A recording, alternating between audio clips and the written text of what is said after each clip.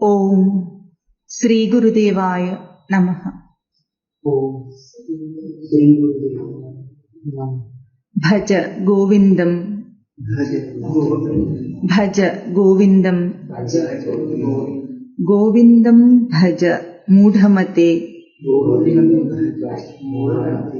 సంప్రాప్తే సన్నిహితే కాలే నహి నహి రక్షతి దుఃఖీకరణే వయసి గతే కః కామ వికారః శుష్కే నీరే కః కాసారః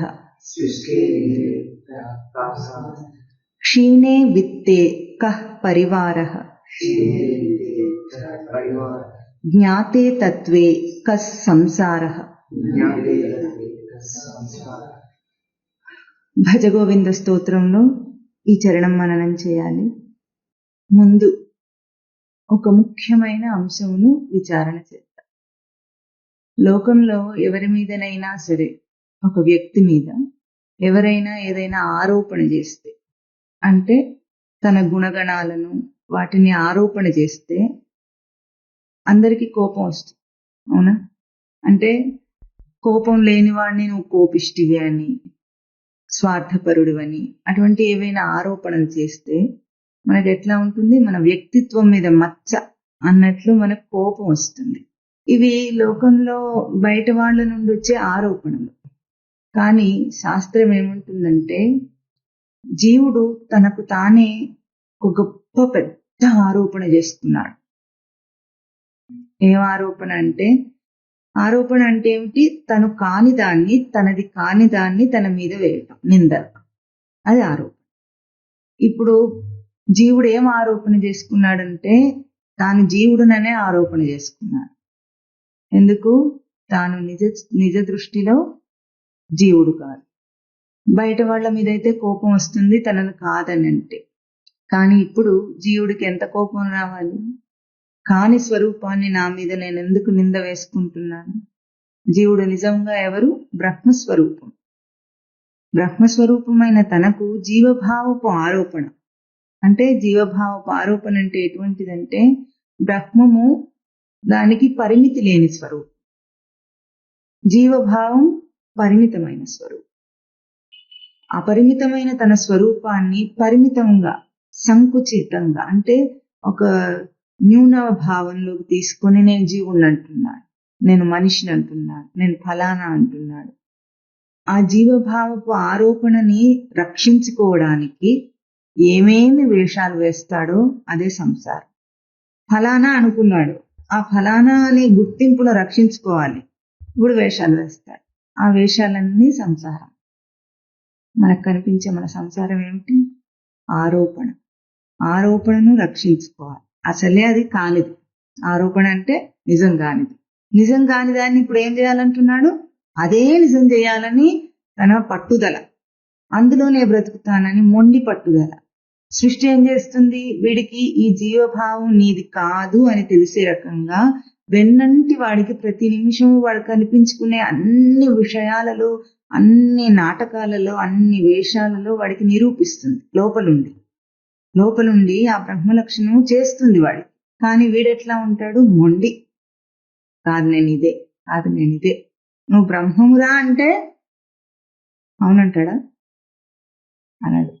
నాకు బ్రహ్మానికి ఏం సంబంధం లేదంటాడు. కానీ శాస్త్రం ఏమంటుంది? జీవుడు అనబడి ఒక అంశమే సృష్టిలో లేదు. సృష్టిలో అన్నది ఒకటే స్వరూపం, ఉనికి స్వరూపం. ఆ ఉనికి ప్రవర్తన రూపంలో ఉన్నంత మాత్రం చేతనే సృష్టి అంటే ఆ ఉనికి ప్రవర్తిస్తుంది. అంటే అంతటా వ్యాపించి ఉంది.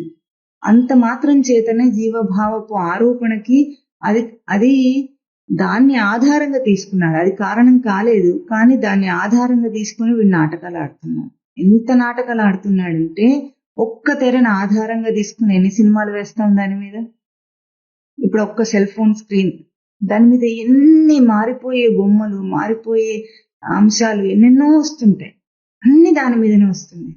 కానీ తెరకి ఎట్లా ఏమీ సంబంధం లేదు. నువ్వెన్ని ఆ స్క్రీన్ లో చూసినా, మంచి చూసినా, చెడు చూసినా, ఎటువంటివి చూసినా సరే దాని మీద దానికి ఏం సంబంధమే లేదు. అటువంటి స్వరూపం నువ్వు, బ్రహ్మస్వరూపాన్ని. ఆ బ్రహ్మస్వరూపానికి ఇదంతా ఏమిటి గోల? ఈ పుట్టుక చావులేమిటి? ఈ కామక్రోధ లోభ మోహ మద మాత్సర్యములేమిటి? అసలు ఏమిటి? ఏం జరుగుతోంది ఇక్కడ సృష్టిలో? ఇప్పుడు మన పరిగణలోకి, మన కన్సిడరేషన్ లోకి ఏముందంటే ఆ బ్రహ్మభావం కంటే చాలా చాలా దూరంగా ఉన్న జీవభావంలోనే అల్పంగా ఉన్న మన సంసారం, అంటే మనకు సంబంధించి కుటుంబ వ్యవహార విషయాలు ఉంటాయి, అవి మన పరిగణలో ఉన్నాయి. దానికి నీ నిజ స్వరూపానికి కొద్దిగా మ్యాచ్ కూడా అవ్వదు. అసలు పోలిక లేదు, పొంతన లేదు. ఎందుకు అంటే నీ జీవభావపు సాంసారిక ఆరోపణ అది ఊహ, అది లేదు సృష్టిలో, నువ్వు ఊహించుకుంటున్నది కాబట్టి. అందుకే శాస్త్రం నువ్వెన్ని చెప్పినా సరే దాన్ని ఒప్పుకునే ప్రసక్తే లేదు. అది దాన్ని ఖండించడమే శాస్త్రం చేస్తున్న పని. ఎందుకు? నీకు తెలియజెప్పేవాడు కావాలి. లోకంలో మనుషులకి ఎట్లా ఉంటుంది, ప్రతి దాంట్లో కూడా మనకు గురువు అవసరం. ఏదైనా ఒక అంశం నేర్చుకోవాలంటే దాన్ని తెలిసిన వాళ్ళ దగ్గర మనం నేర్చుకుంటాం. అంతదాకా మనకు అది తెలియదు. కానీ అది తెలుసుకోవటంలో మనం ఏం చేస్తాం, మనలో మనమే అర్థం చేసుకుంటాం దాన్ని. గురువు చెప్పిన మాటలని ఎక్కడ అర్థం చేసుకుంటున్నాం? తన తెలివిలో అర్థం చేసుకుంటాడు కానీ ఇంకెక్కడో అర్థం చేసుకోడు. కానీ ఆ తెలివిలో అది ఇదివరకే ఉండగా గురువు ఏం చేస్తున్నారు, దాన్ని తట్టి లేపి చూపిస్తున్నారు. అట్లాగే తాను బ్రహ్మస్వరూపమే అయి ఉండగా ఇప్పుడు తనకి ఎందుకు తెలియటం లేదు? పెద్ద ప్రశ్న వేసుకోవాలి. ఎందుకు తెలియటం లేదు అంటే మనం ఏం చేస్తున్నామంటే మోహంలో ఉన్నామని ఇక్కడ భజగోవింద స్తోత్రం చెబుతుందని ప్రతి వారం కూడా మననం చేస్తున్నాం. మోహం అంటే భ్రాంతి అని లోకంలోనే అర్థం. కానీ మోహ వైచిత్య ధాతువు ఏం చెప్తుందంటే కూర్చుకుంటున్నాడట. తను కాని ఆరోపణలన్నీ తన మీద తానే నిందగా వేసుకోవటానికి ఏమేం చెయ్యాలో అవన్నీ కూర్చుకుంటున్నాడు. పుట్టినప్పుడు ఏ గుర్తింపు లేకుండా ఒక పసిబిడ్డ ఎట్లా ఉంటాడు, వాడికి ఏం తెలియదు. ఎట్లాగైతే వాడికి మనం అన్ని నేర్పించి చెప్తున్నాం, నువ్విది అని. అయితే ఆ పుట్టిన జీవుడు, ఆ శిశువు చేసిన తప్పు ఒకటి ఏమిటంటే దేహంలోకి వచ్చాడు కాబట్టి మనం రుద్దేస్తున్నాం. దేహం లేకపోయి ఉంటే మనం ఇవన్నీ రుద్దేవాడున్నాం. ఆ దేహము తాను తెచ్చుకున్న కారణంగా మనం ఏం చేస్తున్నాము, నువ్వు ఫలానా అని బ్రాండ్ ఇస్తున్నావు. నువ్వు మగ, నువ్వు ఆడ, అది దైహికమైన లింగ భేదం. తర్వాత నువ్వు ఈ కులము, నువ్వు ఆ కులం, నువ్వు ఈ జాతి, ఆ జాతి, ఈ రాష్ట్రం, ఆ రాష్ట్రం, ఈ ప్రాంతం, ఆ ప్రాంతం, నీ వంశం, కులం, గోత్రం, పేరు, ప్రతిష్టలు ఇవన్నీ వాడికి ఆరోపణ చేసి రుద్దేశం. అంతే, అయిపోయింది. పుట్టిన వెంటనే అదంతా అయిపోయింది. ఈ ఆరోపణని రక్షించడానికి మనం వాడిని ఎంతగా నేర్పించి ట్రైనింగ్ ఇస్తామంటే దాని నుండి బయటపడకుండా పడనిస్తామా? లేదు. నువ్వు అదే అని వాడిని దాంట్లో స్థిరం చేస్తుంది. ఇక దేహం విడిచిపోయేదాకా ఆ గుర్తింపు వదిలిపెట్టలేకపోతున్నాడు మనిషి. నేను ఫలానా అన్న గుర్తింపు నుండి శాస్త్రం కోడై కూసి నువ్వు బ్రహ్మస్వరూపం అని చెప్పినా ఒప్పుకోడు. ఇప్పుడు సృష్టిలో నువ్వు నీకంటూ ఉన్న వ్యక్తిగత రూపం అబద్ధం, నువ్వు అది కాదు, నువ్వు అపరిమితమైన బ్రహ్మస్వరూపాన్ని వెళ్ళి చెప్పినా ఒప్పుకునే స్థితిలో లేడు జీవుడు. అంతగా మనం ఏం చేసాం, కూర్చుకుంటున్నాం జీవితాన్ని. ఎన్ని సాంసారిక విషయాలలో దాన్ని దృఢం చేసుకోవడానికి, మన భావాన్ని, తప్పుడు ఆరోపణని గట్టిపరుచుకోవడానికి ఎంత ప్రయత్నం చేస్తున్నామో అదంతా మన జీవిత కాలం. ఏం చేస్తున్నాం మనం అంటే ఇంకేం ఉద్ధారకం ఏం చేయటం లేదు. ఇందులో ఇరుక్కోవడానికి, ఇంకా లోతుగా ఇరుక్కోవడానికి మనం ప్రయత్నం చేస్తున్నాం. ఇప్పుడు ఆ ఇరుక్కున్న దాన్ని పెకిలించి తీస్తుంది గురువు, శాస్త్రం. నువ్వు ఎక్కడైతే తప్పుగా ఇరుక్కున్నావో ఆ తప్పుడు గుర్తింపును పెకిలించి బయటికి తీస్తుంది. ఇది కాదు అని. మనం కలుపు మొక్కలు వస్తే ఏం చేస్తాం, పీకి పారేస్తాం. పీకేస్తే ఎట్లా ఉంటుంది, పైపైన పీకేస్తే మళ్ళీ మొలుస్తుంది. అప్పుడు ఏం చేయాలి, వేర్లతో పీకేయాలి. అందుకే అసంగ శస్త్రేణ దృఢేన చిత్వా అన్నది. అసంగ శస్త్రం చేత దృఢంగా దాన్ని లోపల నుండి పీకి పారేయమంటుంది. మనం ఏం చేస్తామంటే అప్పుడప్పుడు శ్రవణం చేయడానికి వచ్చినప్పుడు ఏమవుతుంది, పైపైన బీకినట్టు పోతుంది ఆ గడ్డి. ఇంటికి వెళ్తే మళ్ళీ మొలుస్తుంది. గడప దాటితే అయిపోయింది. అది తప్పదిగా అనే మాట అన్నారో అదే ఆ తప్పదు అన్న మాటయే దాంట్లో కూరుకోవడానికి కారణం. తప్పుతుంది అనను, అప్పుడు ఎట్లా మారుతుందో తెలుస్తుంది. మాట వరుసకు కూడా తప్పదని అనొద్దు, మాట వరుసకు కూడా నేను అదే అని ఒప్పుకోవద్దు. అప్పుడు లోపల స్వామి చెప్పే తేజస్సు, స్వామి ఇస్తున్న బోధ మనకు అర్థమవుతుంది. మనం తప్పదని ఎప్పుడు అన్నామో ఇంక అయిపోయింది, కళ్ళకు గంతలు కట్టేసుకున్నాం. ఏది చూపించినా సరే నీకేం కనిపిస్తుంది? నీ కళ్ళల్లో ఉన్నది కనిపిస్తుంది కానీ ఎదురుగా ఉన్నది కనిపించదు. దీన్నే ప్రజ్ఞానం బ్రహ్మ అన్న మహావాక్యం చెప్పి నీ స్వరూపాన్ని చూపించింది శాస్త్రం. ఇక్కడ భజ గోవిందంలో మనం మననం చేస్తున్నది ఏమిటి? ప్రజ్ఞానం బ్రహ్మం, మొట్టమొదటి మహావాక్యం. అంటే స్పష్టంగా తనకి ఏం తెలుస్తుందో అది బ్రహ్మస్వరూపం అన్నారు. ఏం తెలుస్తుంది నాకు స్పష్టంగా? పంచ జ్ఞానేంద్రియముల చేత బయట నుండి వచ్చేవన్నిటినీ ఒక్క నిమిషం ఆపేయి. అంటే చూస్తున్న దృశ్యాన్ని ఆపేయి, వింటున్న శబ్దాన్ని ఆపేయి, స్పర్శ బయట నుండి వస్తున్న స్పర్శను ఆపేయి, బయట నుండి తెలుస్తున్న రుచిని ఆపేయి, బయట నుండి తెలుస్తున్న వాసనను ఆపేయి. అప్పుడు నీకేం తెలుస్తుందో ఆలోచించు. అది ప్రత్యక్ష జ్ఞానం, ప్రజ్ఞానం. అది నా స్వరూపం. నా కంటికి దృశ్యంతో పని లేదు, నా చూపుకి దృశ్యంతో పని లేదు. అది తెలియాలంటే కళ్ళు మూయి. నా చెవికి, నా వినికిడికి శబ్దంతో పని లేదు. అది మనకు ఎందుకు అర్థం కాదు? నిరంతరంగా శబ్దాలు వింటూనే ఉంటే మనకు ఎట్లా అర్థమవుతుంది?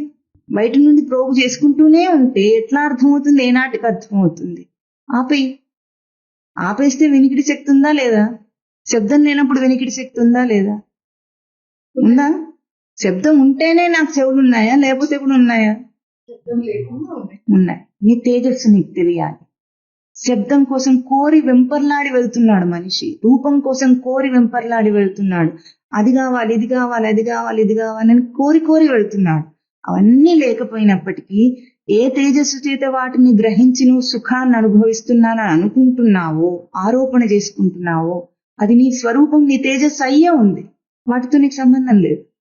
స్పర్శ, స్త్రీకి పురుషుడు, పురుషుడికి స్త్రీ స్పర్శ కోరుతుంది యవ్వన దశలో. ఆ స్పర్శ జ్ఞానం తనదా, బయట దేహం నుండి వస్తున్న సుఖమా? ఒక్క నిమిషం ఆలోచించలేడు మనిషి. ఆ యవ్వనంలో పొంగులో ఎట్లా ఉంటుంది? స్పర్శ అదొక్కటే స్పర్శ కాదు, బయట నుండి వచ్చే ఏ స్పర్శ అయినా చల్లటి గాలి వస్తుంది, చల్లగా హాయిగా ఉందంటున్నాడు. నీకే కనుక స్పర్శ జ్ఞానం లేకపోతే బయట నుండి వచ్చే హాయి నీకెట్లా వస్తుంది? హాయి నీ స్పర్శ జ్ఞానం వల్ల వస్తుందా, బయట చల్లగాలి వల్ల వస్తుందా?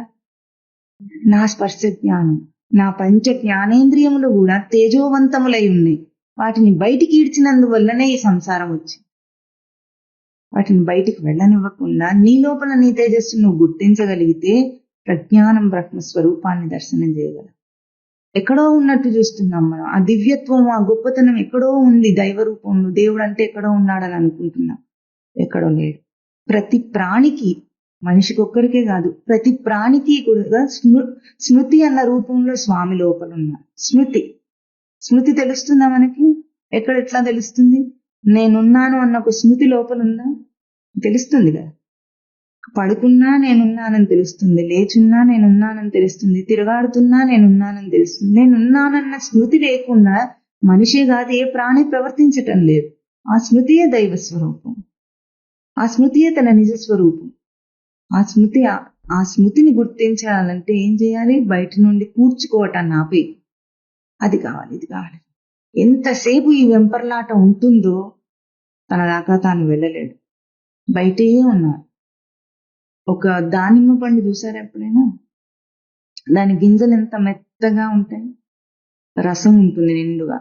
కానీ బయట ఎన్ని పొరల చేత అది రక్షింపబడి ఉంటుంది. గబుక్కున దానిమ్మ పండుని గింజలు ఒలవాలంటే దాని మీద ఒత్తిడి వేయకుండా ఒలవాలి. మనం తెలుస్తుందా మీకు? ఒలిస్తే తెలుస్తుంది. ఒత్తిడి వేస్తే గింజ చితికి రసం బయటికి పోయి చిందుతుంది అంతా.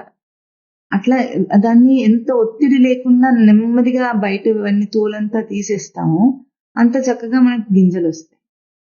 అట్లా నీ స్వరూపము అన్ని ఈ పంచకోశముల చేత అది ఆవరింపబడింది. మనం ఏం చేస్తాం? మొరటు మనిషికి ఏం చేస్తాడు? దాన్ని హ్యాండిల్ చేయడం, దాన్ని ఎట్లా తీసుకోవాలో తెలియక దానితో రాద్ధాంతం చేస్తాడు. దానిమ్మ పండు ఒలవాలంటే తీసి గోడకేసి కొట్టి దాన్ని చితికేటట్లు చేస్తే రాయితో గుద్దితే వస్తుందా? ఏమవుతుంది? పోతుంది. అట్లా ఉంది మన స్వరూపం. అందుకే దొరకదు. మొరటు మనుషులం. ప్రయోగాలన్నీ మొరటు ప్రయోగాలు. దానిమ్మ పండు తింటావా? ఎప్పుడైనా ఒలుచుకుంటున్నావా? కావాలంటే ఒలుస్తావా కదా. ఒక పండుని ఎట్లా ఒలుస్తున్నావు? వెల్లుల్లిపై ఒలుస్తావా? నెమ్మదిగా ఒలుస్తావా? అంత సన్నగా ఉన్న పొరలన్నీ తీస్తున్నావా లేదా? మన తెలివి నీకుంది కదా. అంతే. నీది నీకు తెలియాలన్న జిజ్ఞాస. తినాలనుంటే ఎట్లాగైతే ఇన్ని రకాల పళ్ళల్లోంచి లోపల సారాన్ని గ్రహిస్తున్నాడో, ఒడ్లలో నుంచి బియ్యం తీసుకుంటున్నాడు, ఇన్ని తెలివులున్నాయే, నువ్వుల్లోంచి నూనె తీసుకోగలుగుతున్నాడు, ఇంత తెలివి ఉంది, తనలో నుండి తీసుకోలేడా? మథనం చేయాలి. అంతర్మథనం కావాలి. లోపల తెలుసుకోవాలని జిజ్ఞాస ఉంటే వాడు చేస్తాడు. రాదు అనే మాట, తప్పదనే మాట, ఇటువంటి మాటలు మాట వరుసకైనా అన్నా ఇరుక్కున్నట్లే. అందుకే మాట వరుసకు కూడా జీవున్నన్న భావాన్ని ఒప్పుకోవద్దు.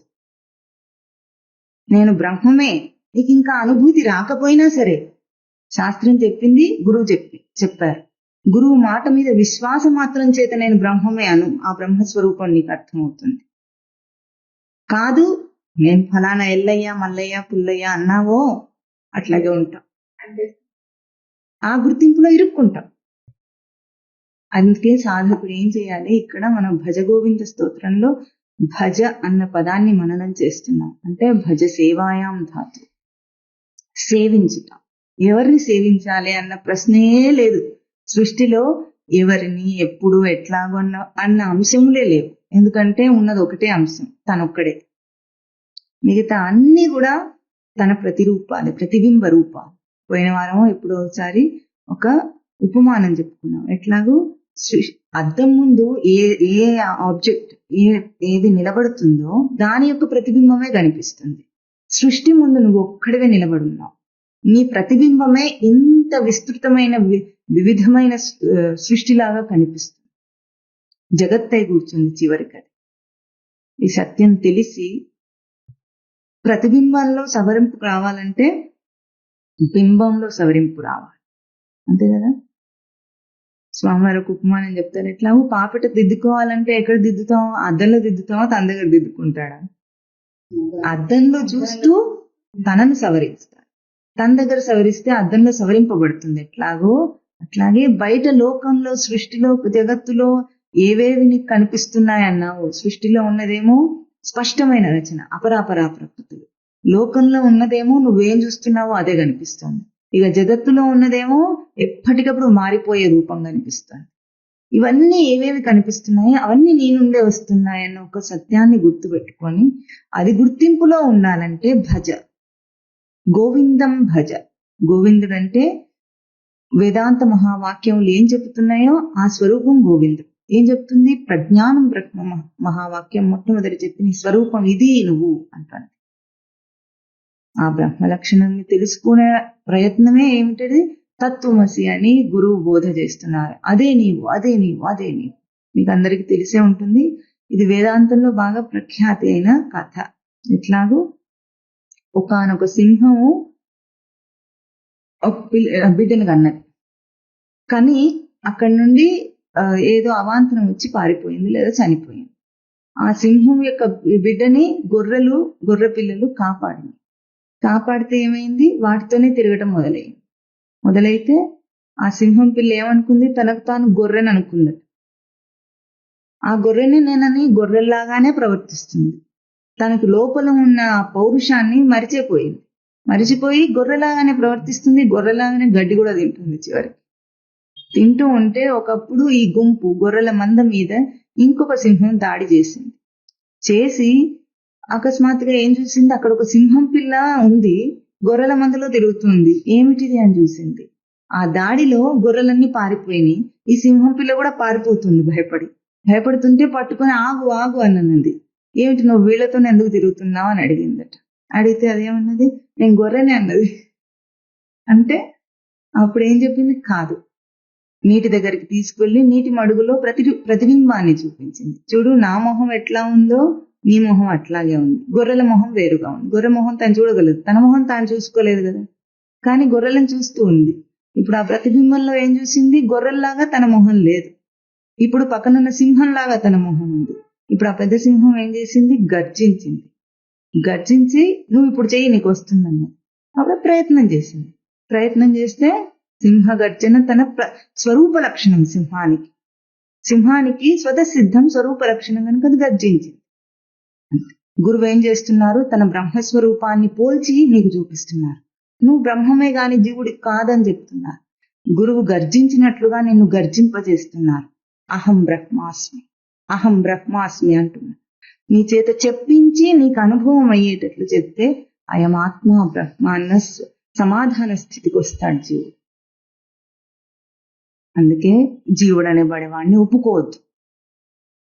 నువ్వు జీవుడివి కాదు, జీవుడు కాదు అసలు దేహంతో పోల్చే తనకు భయము. ఈ భయం ఎప్పుడు జీవుడుగా అనుకుంటేనే ఆ భయం పోయింది. ఎట్లాగో దేహంతో వచ్చే మార్పులు చేర్పులు కష్టాలు సుఖాలు నిజానికి జీవునికి కూడా లేవు.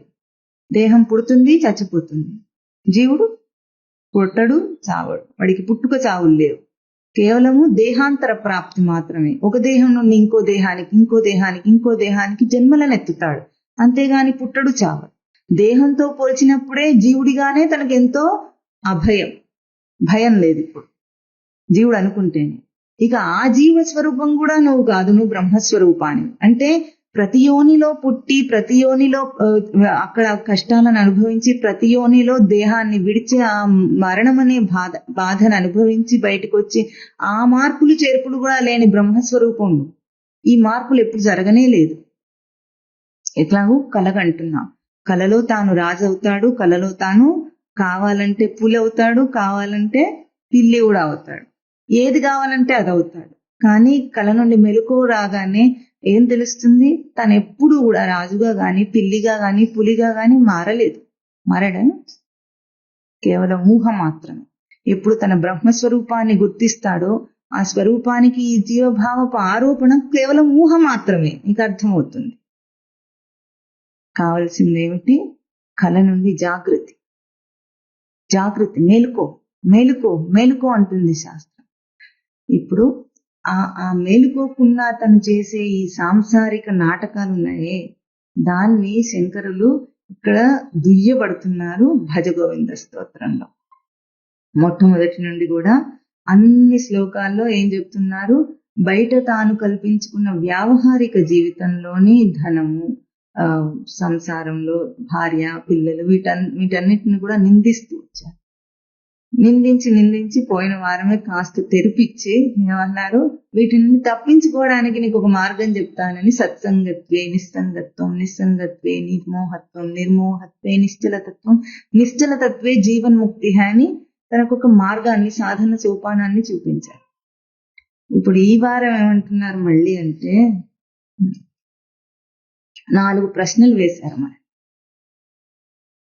ఎట్లాగూ వయసి గతే కామ వికార. వయసు క్షీణించినప్పుడు కామ వికారం ఎక్కడుంది? ఇంకా వయసు క్షీణించిన దశయందు కామ వికారం ఎక్కడుంది? శుష్కే నీరే కాసార. నీరు ఇంకిపోతే ఇంకా చెరువు ఉంటుందా?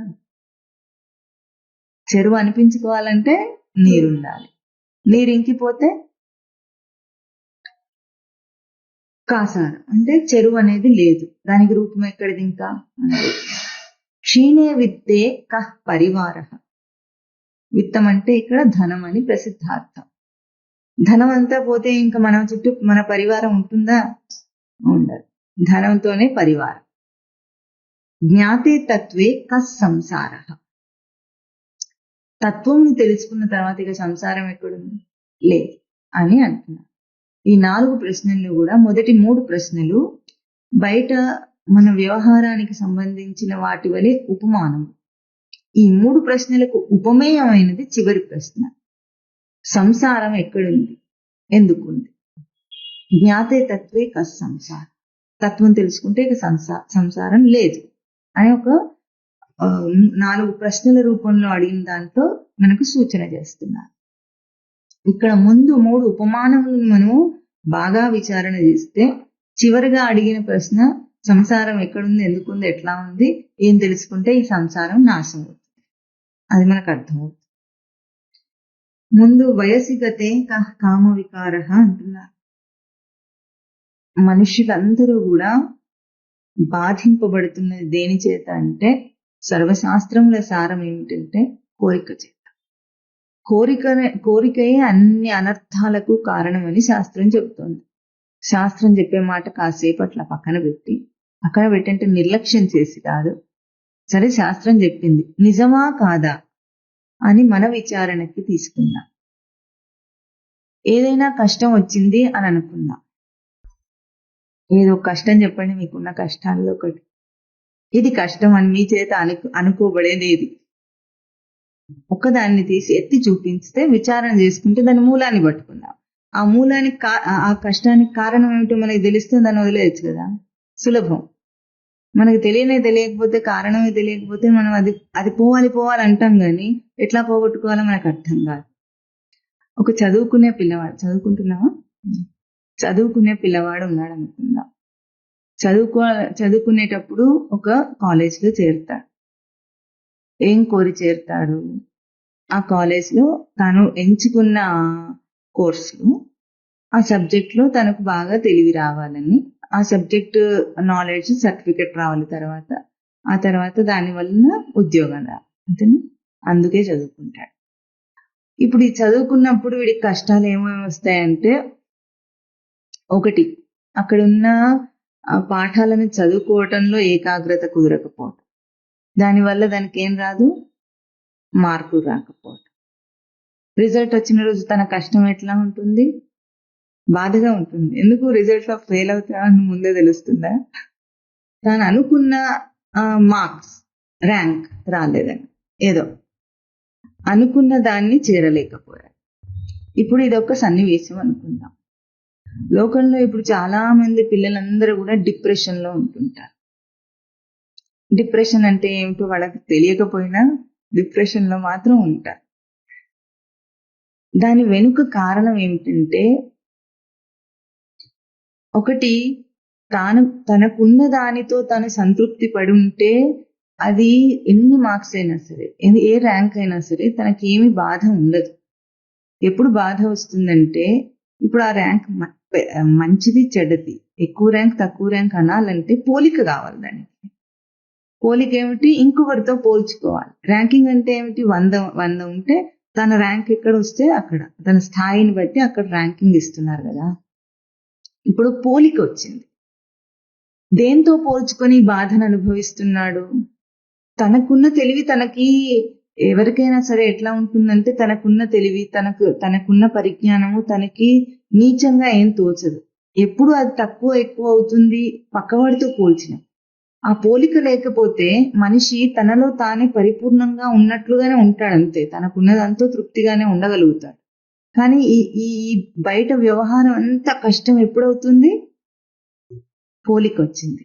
ఆ పోలిక వచ్చినప్పుడు దాని వెనుక పోల్చుకోవటానికి నీకున్న ప్రేరణ ఏమిటి?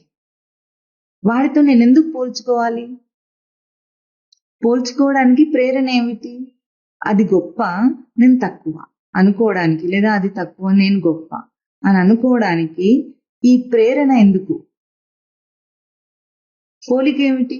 మనిషికి ఎవరిది వాళ్ళు యూనిక్, ఎవరికి వాళ్ళు. అట్లా ఉన్నప్పుడు కూడా మనిషి సమాజంలో అట్లా బ్రతకటం లేదు. అందరూ సమాజం అంటే అందరూ గుమ్మిగూడి పోల్చుకొని దాంట్లో బాధలు పడాలి, అది సమాజం అంటే. ఎందుకు? దేంతో పోల్చి దాన్ని అందులో ఇరుక్కునే ప్రయత్నం చేస్తాడు? కష్టం ఎందుకు వస్తుంది అక్కడ? ఈ పోలిక అన్న వ్యవస్థలో ప్రతి ఒక్కరూ ఏం చేస్తారంటే, తన గొప్పతనాన్ని బయటికి, తను గొప్పగా ఉండాలనే దాన్ని అంటే ఎక్స్ప్రెస్ చేస్తాడు. అర్థమవుతుందా? ఎవరికి వాళ్ళు నేను గొప్ప కావాలి, నేను గొప్పగా ఉండాలనే ఒక్కటే ప్రేరణ ఉన్నది కాబట్టి ఆ గొప్ప కోసం బయట ఇంత వెంపర్లాట. అది ఒక బట్ట అయినా సరే ఎంచుకున్నప్పుడు ఎట్లా ఉంటుంది, నాది బాగుండాలి అన్న దృష్టితో కొనుక్కుంటాడు అంతే. అంటే నేను ఇది వేసుకుంటే గొప్పగా కనిపించాలి. ప్రతి అంశంలోనూ అంతే. ఏది చేసినప్పటికీ కూడా దాని వెనుక ప్రేరణ ఏమిటి? నేను గొప్పగా ఉండాలి, నేను గొప్పగా ఉండాలి. ఆ గొప్పగా ఉండాలి అనే ఆ ఒక్క ప్రేరణ చేత తను ఏం చేస్తాడు, ఎన్ని ప్రయత్నాలు చేస్తాడో, ఎన్ని అంశాల్లో దాన్ని ప్రయత్నం చేస్తాడు. నన్ను మొహం చేత అందంగా ఉండి గొప్పగా ఉండాలనుకుంటాడు. డబ్బు సంపాదించి, కీర్తి ప్రతిష్టలు సంపాదించి గొప్పగా ఉండాలనుకుంటాడు. నా పిల్లలు అన్ని సౌఖ్యంగా ఉండి నేను గొప్ప కావాలనుకుంటాడు. నేను బాగా చదువుకుని నేను గొప్ప కావాలనుకుంటాడు. నా బట్టల చేత నేను గొప్ప కావాలనుకుంటాడు. పెద్ద ఇల్లు కట్టుకొని నేను గొప్ప కావాలనుకుంటాడు. ప్రతి చోట ఇదైతే అంటే ప్రయోగం అంతా, జీవితాంతం తను చేసే ప్రతి దాంట్లో ప్రయోగం మాత్రం ఒకటి, గొప్పతనానికి అయితే వెంపర్లాట. ఈ గొప్ప బయటి దాన్ని కోరి గొప్ప అంటున్నాడు కాబట్టి తనకు కష్టం వస్తుంది. బయటి దాన్ని కోరితేనే నాకు గొప్ప అవుతాను, అది తీర్చుకోగలిగితేనే నేను గొప్ప అవుతాను అన్న ఈ యొక్క ప్రయోగం దుష్ట ప్రయోగం. తనకి నిజంగా తనకు తాను గొప్పవాడే, తను బ్రహ్మస్వరూపం. బ్రహ్మస్వరూపం కంటే గొప్పది ఇంకొకటి లేదు సృష్టిలో. అటువంటి వాడికి బయటి దాంతో పోలికేమిటి? తనను తాను ఎంత సంకుచితం చేసుకొని ఈ గొప్పకై వెంపర్లాట, కోరిక, దీని వెనకాల కోరిక. ప్రతి దాంట్లో వెనుక చూడండి, ఏ కష్టం వచ్చిందన్నా సరే, మీకు ఎప్పుడైనా బాధ కలిగితే, కష్టం వస్తే అక్కడ ఆగి ఒక నిమిషం కష్టాన్ని కాస్త విచారణ చేయండి. ఈ కష్టం నాకు రావడానికి గల కారణం ఏమిటని. బయటి నుండి ఏదో రాక నాకు కష్టపడేట్టు, నేను ఇప్పుడు డబ్బు సంపాదించాలనుకున్నాను, వ్యాపారం చేస్తే అదేమో నష్టం వచ్చింది, ఆ డబ్బు రాలేదు, ఇట్లా ఆలోచించవద్దు. కష్టము దానివల్ల రాలేదు, నువ్వు కోరింది తీరనందువల్ల వచ్చింది. నీ కోరిక తప్పు కాబట్టి వచ్చింది. సృష్టి నీ కోరికను ఒప్పుకోదు. ఎందుకు? ఆ కోరిక తీరితే నువ్వు దాంతోనే పోల్చి గొప్పవాడిని అనుకొని విర్రవీగుతావు, అహంకరిస్తావు. అందుకే సృష్టి ఒప్పుకోదు. ఒప్పుకోక ఏం చేస్తుంది, నీకు గుణపాఠం తీసుకురావాలని నిన్న అణిస్తే మనం ఏమనుకుంటాం, సృష్టి ఎవరో దేవుడు నన్ను కష్టపడుతున్నాడు అనుకుంటాం. ఎవరో దేవుడు ఎక్కడ పగబట్టి నిన్ను కష్టపట్టేవాడు లేనే లేడు సృష్టిలో. అది ఎవరైనా ఉంటే నువ్వే. నిన్ను నువ్వు కష్టపెట్టుకున్న దానికంటే ఎక్కువగా ఎవరు కష్టపెట్టలేరు. ఎవరో బయటి వాళ్ళు తిడితే మనకు కోపం వస్తుందే మొట్టమొదటి ఏమనుకున్నాం, బయటి వాడు ఏదైనా ఆరోపణ చేస్తే నీకు కోపం వస్తుంది అనుకున్నాం. కానీ నీకు నువ్వు చేసుకునే ఆరోపణల కంటే ఎక్కువ ఆరోపణలు ఇంకెవరు చేయటం లేదు. కోరికే అన్నిటికీ కారణం. ఆ కోరిక ఇంకా అసలు వస్తువులను కోరటం, విషయాలను కోరటం, ఈ గొప్పతనం, లోకంలో సమాజంలో గొప్పతనాన్ని కోరటం అనేది చాలా చిన్న అంశం. ఇంకా దానికి దుష్టపు ప్రయోగం ఏమిటంటే, తన యందు తనకు ఒక ఆరోపణ ఉండగా, తను జీవుడుగా ఆరోపింపబడి ఉండగా, ఇంకొక వ్యక్తి యందు ఆరోపణ చేసి ఆ ఆరోపణ స్వరూపాన్ని నాది అనట. అంటే బంధ బాంధవ్యాలు, వావి వరసలున్నాయి, అన్ని ఆరోపణలు. తనది ఇది పెద్ద ఆరోపణ. తను బ్రహ్మమై ఉండగా తనేమంటాడు, ఫలానా సుబ్బయ్య, ఫలానా ఎల్లయ్య, మల్లయ్య ఇట్లా అనుకుంటున్నవాడు ఇంకొకడిని ఏమంటాడు, ఈవిడ నా భార్య, ఇతను నా కొడుకు, అతను నా తండ్రి, ఈవిడ నా తల్లి అని ఇన్ని ఆరోపణలు చేస్తున్నాడు. తన మీద తన ఆరోపణని తను బాధిస్తూ ఉండగా అందరి మీద ఆరోపణ చేసి ఇప్పుడు వాళ్ళని ఏమంటాడు, నా వాళ్ళు అంటాడా? అని నా వాళ్ళని ఎప్పుడు అనుకున్నాడో ఆ తర్వాత వాళ్ళు ఎప్పుడు నీ వాళ్ళు కాలేరు గనుక. ఎందుకు? ఇప్పుడు నువ్వు అనే స్వరూపానికి నువ్వు ఒక భార్యని ఎంచుకున్నావు, లేదా తల్లియో తండ్రినో ఎంచుకున్నావు. కానీ వాళ్ళ స్థానంలో వాళ్ళు నేను అనుకుంటున్నారు. నీకెప్పుడు కూడా వాళ్ళు సమన్వయం కాలేరు, నిన్ను సాటిస్ఫై చేయలేరు. మన భాషలో చెప్పాలంటే నువ్వు ఊహించిన ఆ వావి వరసలో, బంధంలో నిన్ను సాటిస్ఫై చేయలేరు వాళ్ళు. ఎప్పుడు వాళ్ళ వల్ల నీకు బాధలు, కష్టాలే వస్తాయి. అది ఎవరైనా సరే, భార్య అయినా, తల్లి అయినా, పిల్లలైనా, తండ్రి అయినా, అత్తైనా, కోడలైనా, మావైనా, ఎన్ని వరసలు ఉన్నాయో అన్ని వరసలకి కూడా వాళ్ళని తప్పుగా ఆరోపణ చేసి నా వాళ్ళని చేసుకోవాలన్న నీ పంతము నెగ్గదు. ఎప్పుడు నువ్వు సౌఖ్యాన్ని అనుభవించలేవు దాన్ని. అందుకే ఏ ఒక్క వరుసలోనైనా ఇది ఐడియల్, నాకు చాలా సంతోషం, ఇక్కడ నాకు కష్టమే రాలేదనేది ఉందా? తల్లికి తండ్రితో, తల్లిదండ్రులు ఇద్దరికి అంటే భార్యాభర్తలు ఇద్దరికి ఉందా? తల్లికి కొడుకుకుందా? తండ్రికి కొడుకుకుందా? పిల్లలకుందా? అన్నదమ్ములకుందా? అక్క చెల్లెలకుందా? ఎవరి చేత కూడా తను పూర్ణంగా తృప్తిని పొందలేడు. ఎందుకు పొందలేడంటే తప్పుడు ఆరోపణ ప్రయోగంలో ఉన్నాం మనం కనుక. వాడేమో అక్కడ ఉన్నవాడు జీవుడు, బ్రహ్మస్వరూపమైన జీవుడు. వాడి మీదనేమో నువ్వేమో తప్పుడు ఆరోపణ చేసి ఫలానా నాకు అన్నా అన్నావు. అన్న ఎట్లా అవుతాడు? వాడు కాడు, నిన్ను సాటిస్ఫై చేయలేడు. దీనికి కారణం ఏమిటి? ఏ రూపంలో నువ్వు దీనికి కారణం కోరిక అన్నావు. ఏమిటి అక్కడ కోరిక అంటే, తనని ఎప్పుడైతే తప్పుగా ఒక రూపాన్ని గుర్తింపుని తీసుకున్నాడో ఆ రూపాన్ని అక్కడ కూడా ఇచ్చి దాని చేత సాటిస్ఫై అవ్వాలనే ఒక కోరిక తనకి ఎందుకుందంటే, తప్పుడు ఆరోపణల్లో నాటకాన్ని రక్తి కట్టించాలనుకుంటాడు.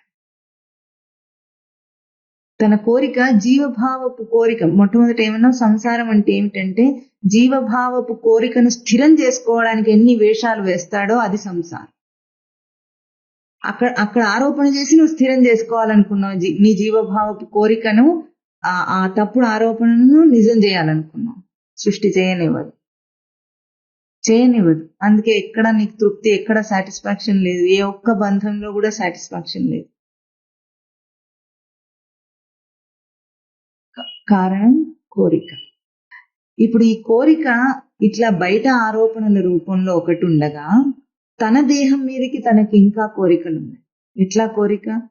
దేహాన్ని నేనన్న భావంతో ఇప్పుడు గట్టిపరుచుకున్నాడు. ఎవరైనా మామూలుగా నేనంటే ఎవరంటారు? దేహాన్ని నేనంటారు, అంతేనా? దేహం కంటే తనకు వేరైన రూపం తను గుర్తించలేడు, ఊహించలేడు సామాన్యం. ఇది నేను.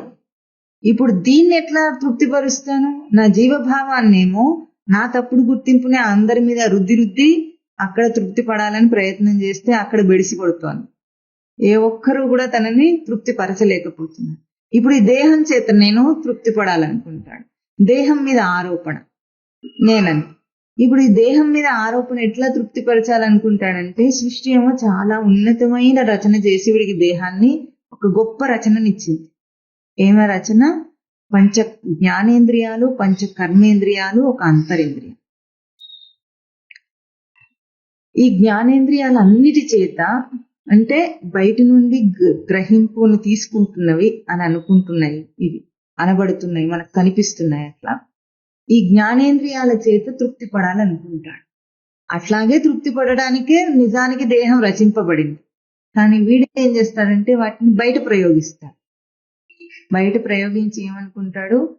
ఇప్పుడు రసనేంద్రియాన్ని తృప్తిపరచాలి. రసనేంద్రియం అంటే తెలుసా? జిహ్వ, నాలుక, టంగ్, టేస్ట్. దాన్ని తృప్తిపరచాలనుకుంటాడు. ఏం చేస్తాడు చెప్పండి?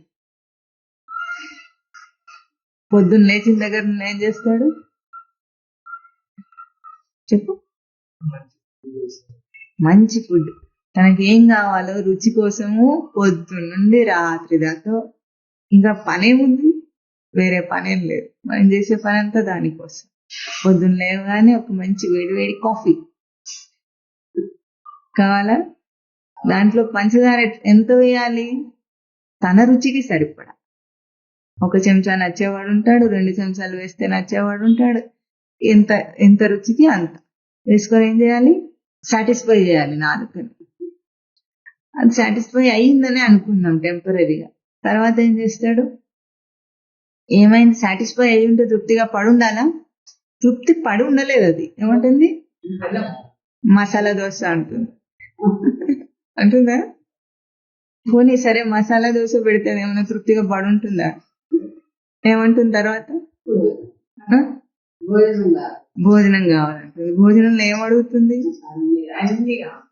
ఏం కావాలి? పెరుగా? అంతేనా? మాంసం తింటావా నువ్వు తింటావా? అమ్ము. ఇంకైతే లిస్ట్ ఏమేమి కోరుతుందో దాన్ని తృప్తిపరచడానికి పుట్టినప్పటి నుండి ఇప్పటిదాకా ఎంత ప్రయత్నం చేస్తుంటాం. ఎన్నిసార్లు మనసులో ఇది తినాలనిపించగానే అది వండుకొని ఉంటాడు, తినుంటాడు. ఉచ్చం నీచం ఆలోచించేది ఏం లేదు, దానికి శౌచం శుచి అక్కర్లేదు, నియమం నియమం ఏమీ లేదు, దానికి అన్ని వదిలేసి దాన్ని తృప్తిపరచడానికి నువ్వు ప్రయత్నించావు. మంచి అటెంప్ట్ చేయాలి. పోనీ ఒక్కసారి నేను తృప్తి పడిందా ఒకసారి నిలబడి ఆలోచించు. భార్యని తృప్తి పరచడానికి భర్త ఎన్ని వేషాలు వేస్తుంటాడు, చేస్తాడా? మంచి మంచి చీరలు కొనిపెడతాడు, నగలు కొనిపెడతాడు, తనకున్నంత తాహతలో ఒక ఇల్లు కట్టించాలని చూస్తాడు, ఎప్పుడు తృప్తి పరచాలని ప్రయత్నం చేస్తుంటాడు. కానీ ఆ భార్యకి ఎప్పుడు తృప్తి లేకపోతే ఏమవుతుంది? ఎన్ని తెచ్చినా ఇంకా ఇంకా అంటుంటుంది. అది కాదు ఇది అంటుంది, వాళ్ళకి అది ఉంది, వీళ్ళకి ఇది ఉంది, మనకి ఇది లేదంటుంది. అట్లాగూ నీ రసనేంద్రియం నిన్ను ఎప్పుడైనా తృప్తిగా ఉందా? నువ్వు ఇన్ని ఇస్తే దానికి ఉండదు, ఉంచదు. నిన్ను ఉండనివ్వట్లేదు, అది ఉండట్లేదు, అంతేనా? అట్లాగూ రసనేంద్రియము తృప్తి పడటం లేదు. పోనీ సినిమా చూద్దామని దృశ్యంతో ఎన్నెన్నో మంచి మంచి సినిమాలు చూడాలని అనుకొని సినిమాలు చూస్తున్నావు, తృప్తి పడుతుందా? అన్ని దేశాలన్నీ తిరిగి, అన్ని ప్రాంతాలు తిరిగి, ఆ వాగులు, వంకలు, కొండలు, కోనలు, సెలయేర్లు ఇవి చూడాలనుకున్నావా? చూసావా? పెద్ద పెద్ద బిల్డింగ్స్ అవి చూడాలనుకున్నావా? చూసావా? తృప్తి అయిందా? కాలే. ఇదేది తృప్తి లేని భార్య ఇది. ఎన్ని చేసినా దానికి తృప్తి రావటం లేదు. అట్లాగో అన్ని ఇంద్రియాలు వినికిడిని తృప్తి పరచడానికి ఏం చేసావు నువ్వు? పాటలు వింటున్నావా? మాటలు వింటున్నావా? వినకూడని మాటలు కూడా వింటున్నావా? మాటలు కూడా అనకూడని మాటలు అంటున్నావా? ఇన్ని చేసినా దానికి తృప్తి వచ్చిందా? ఇప్పుడు ఈ పంచ జ్ఞానేంద్రియముల చేత తృప్తి రాలేదు, ఇంకా కర్మేంద్రియముల చేత ఎప్పుడు చూసినా పని చేస్తూనే ఉంటాడు, ఏదో ఒక పని చేస్తుంటాడు. నహి కశ్చిత్ క్షణమపి జాతు తిష్టతి అకర్మకృత్. ఒక్క క్షణం కూడా పని చేయకుండా ఎవడు ఉండడట. ఇంకేం చేస్తాడు? తన ప్రవృత్తితోనే చేస్తాడు, చేసి ఊరుకుంటాడు. అట్లా మనము రోజంతా కల్పించుకొని తీరిక లేకుండా పనులు చేస్తున్నామా? చేతులతో కాళ్ళతో చేస్తున్నామా లేదా? రాస్తున్నాము, తిరుగుతున్నాము, వంటలు చేస్తున్నాము, బండ్లు నడుపుతున్నాము, ఇంకేం చేస్తున్నాము? ఊడుస్తున్నాము, తుడుస్తున్నాము. ఏది అసలు చెయ్యికి విరామమే లేదు, ఉన్నదా? చేతికి విరామమే లేదు. అట్లాగే ఎన్ని పనులు చేసినా దానికి ఏమైనా తృప్తి ఉందా? దాని ప్రయోగం ఆపమంటుందా? అది కాళ్లతో ఎంత తిరిగినా సరే, ఊరి మీద పడి విండో షాపింగ్ చేయాలనుకున్నా సరే, అవసరం లేకపోయినా రోడ్డు మీద అట్లా తిరిగి వస్తుంటాడు. ఊరికే ఇంట్లో ఉండి ఏం చేస్తానని తిరిగి వచ్చాడు. తృప్తి వచ్చిందా? లేదు. ఇక మిగిలింది తనకి ఉపస్థ ఇంద్రియం. దాన్ని కోరిక అంటే స్త్రీ పురుష కామం, దాన్ని సాటిస్ఫై చేయడానికి కూడా ప్రయత్నం చేస్తూనే ఉంటాడు యవ్వనం వచ్చిన దగ్గర నుండి.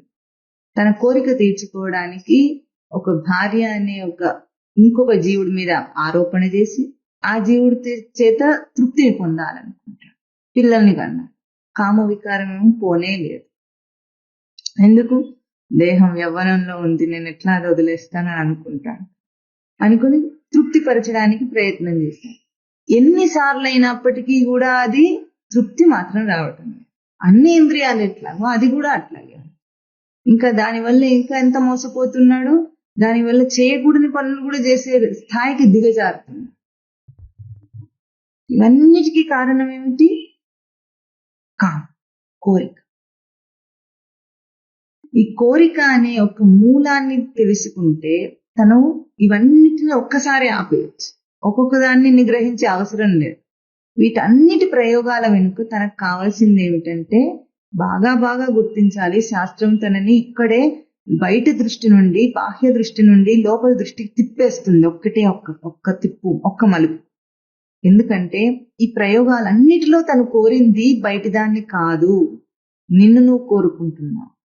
లోపలున్న ఇంటర్నల్ క్వెస్ట్ నీ కోసమే నీకుంది, కానీ వాటి కోసం కాదు.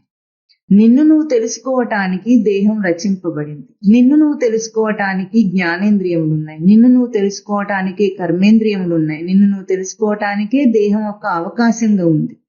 ఆ తెలుసుకోవటానికే నువ్వు ప్రయోగం చేస్తావు. కానీ బయట దృష్టి, బయట వాటి మీద సత్యం అనే దృష్టి వల్ల మోసపోయాం. ఇది శాస్త్రం మలుపు తిప్పే విధానం. గురువు మలుపు తిప్పి చూపించారు.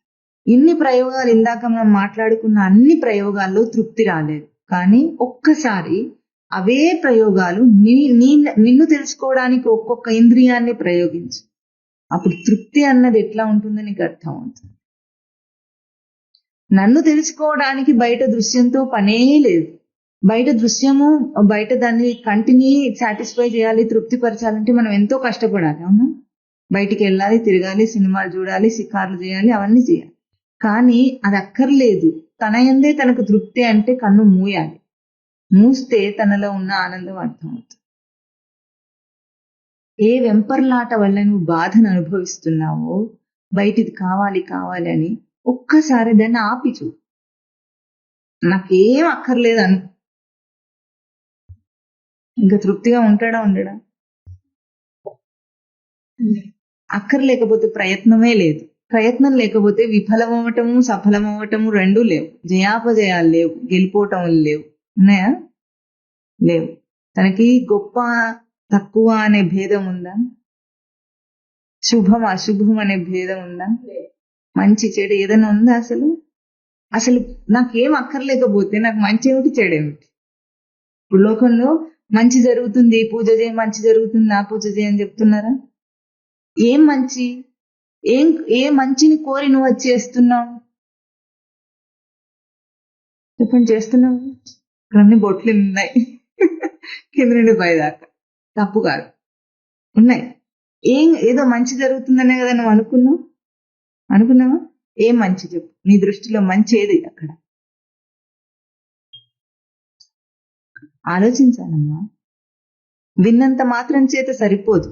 మన చేష్టలని మనమే ఆలోచించి అసలు నేనేం చేస్తున్నానని తెలుసుకోవాలి. మంచి కోరే కదా గుడికి వెళ్ళావు, అన్ని బొట్లు పెట్టుకున్నావంటే. అవునా? చెప్పు, ఇప్పుడు నువ్వు ఏ మంచిని కోరావు? మనశ్శాంతి. మనశ్శాంతి కావాలంటే ఒకటే ప్రయోగం. ఇంతసేపు మనం ఏ ప్రయోగాల్లో తృప్తినివ్వలేదు అని ఒక్కొక్క ఇంద్రియాన్ని నిందించాము. అవి ఇవ్వవని తెలుసుకొని వద్దను, నీకు మనశ్శాంతే శాంతి.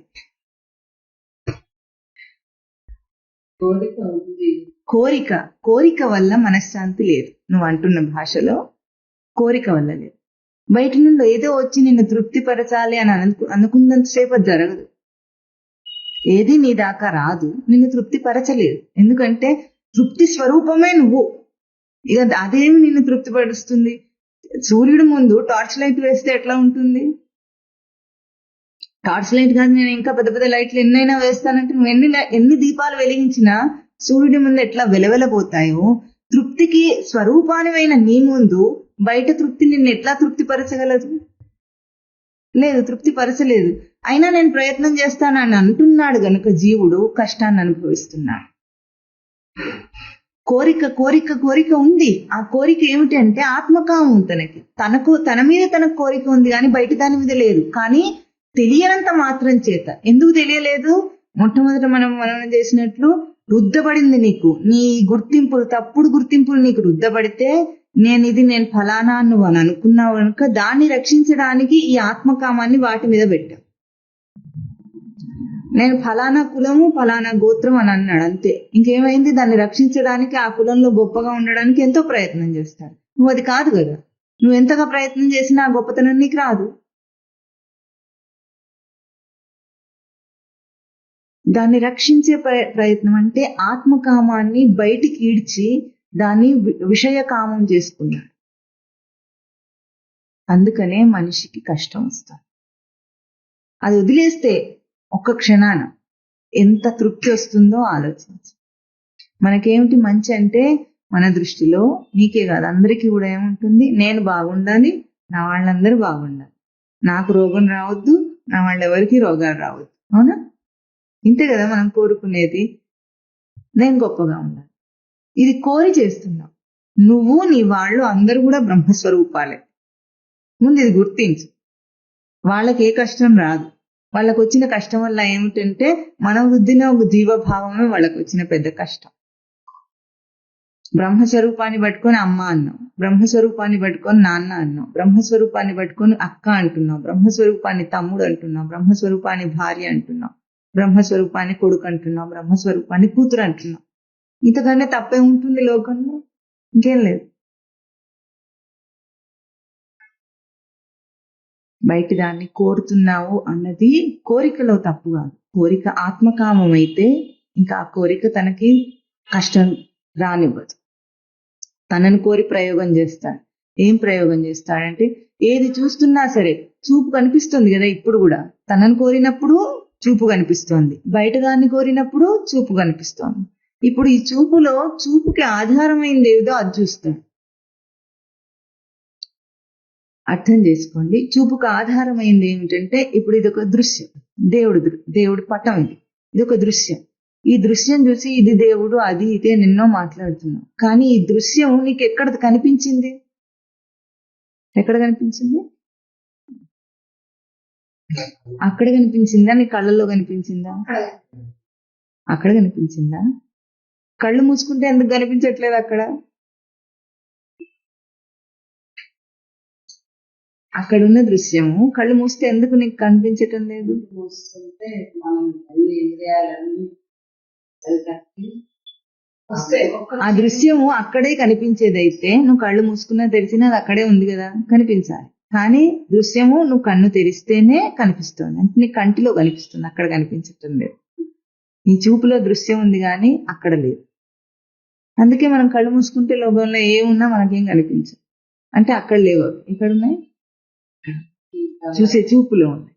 ఇప్పుడు చూపులో కంటిలోనే ఉన్నాయా? కంటికి లోపల మనస్సు పెడితే ఉన్నాయా? మనసు పెట్టకపోతే తెలుస్తుందా? మనసు అంటే ఏమిటో మనం ఎప్పుడు చూడలేదు. కన్నంటే చూస్తున్నాం కానీ మనస్సుని ఎప్పుడైనా చూసారా? చూసావా? ఎట్లా ఉంటుంది? నేను చూడలేదు, నువ్వు చెప్పు. చెప్పలేదు. కంటికి మనస్సు ఉంటేనే, మనస్సు పెడితేనే మన భాషలో కనిపిస్తుంది, అంతే కదా? ఇప్పుడు ఆ మనస్సు ఎక్కడుంది, ఎట్లా ఉంది అంటే దాన్నే మన జ్ఞానే అన్నారు. అంటే గ్రహింపు. నువ్వు గ్రహింపుని నిలిపితే కంటికి అది కనిపిస్తుంది. ఇన్నాళ్ళు నువ్వు బయట వస్తువులను విషయాలను కోరి కష్టాలను అనుభవించిన నువ్వు ఇప్పుడు కూడా అవే చూడు, అదే కంటి ప్రయోగం చెయ్యి.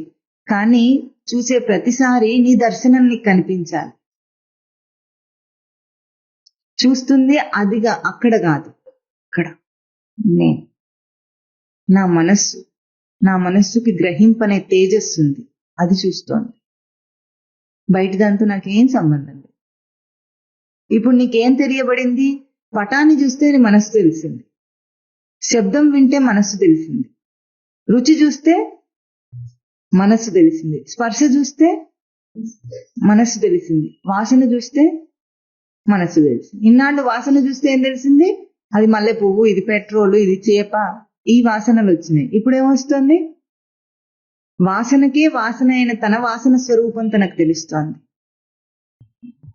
ఏది లేకపోతే వాసనది గుర్తింపబడదు. ముక్కు మూసుకుంటే గుర్తింపబడుతుందా? గుర్తింపబడటం లేదు. ఏది ఉంటే అది గుర్తింపబడుతుందో, ఏది లేకపోతే అది గుర్తింపబడటం లేదు. అది నా తేజస్సు అని తెలుస్తుంది, అది నీ స్వరూపం. ఆ మనస్సుకి తేజస్సు నీ స్వరూపం. అంటే నువ్వు ఉంటే నీకు ఇవన్నీ తెలుస్తాయి, నువ్వు కాసేపు ఉండకపోతే ఇవేవి తెలియవు. ఇవన్నీ బయటివే గాని లోపల ఉన్నదేవరు? ఆ తేజస్సు ఏమిటి? నేను. దాన్నే ఇందాక మనం అన్న పదం స్మృతి. స్మృతి అన్న తేజస్సు ఉంటేనే మనస్సుకు గ్రహింపన్న తేజస్సు ఉంది. ఆ మనస్సును ప్రయోగించి ఇవన్నీ తెలుసుకుంటున్నాం. ఇప్పుడు నువ్వు కోరిన కోరిక ఆత్మకామం కావాలి అంటే బయట విషయకామం కాదు. అది నాకు అవసరం లేదు. నాకు కావాల్సింది ఏమిటి? నేను కావాలి. నేనేమిటో తెలియాలని అనుకుంటే వాసన చూసినప్పుడు నీకేం అర్థం కావాలి? ఇది ఫలానా వస్తువుని కాదు, గుర్తించవలసింది నీ ఆఘ్రాణం. నీ వాసన చూసే తేజస్సు ఏదో ఉందో దానికి ఆధారం అయింది ఏదుంది? నా మనస్సు.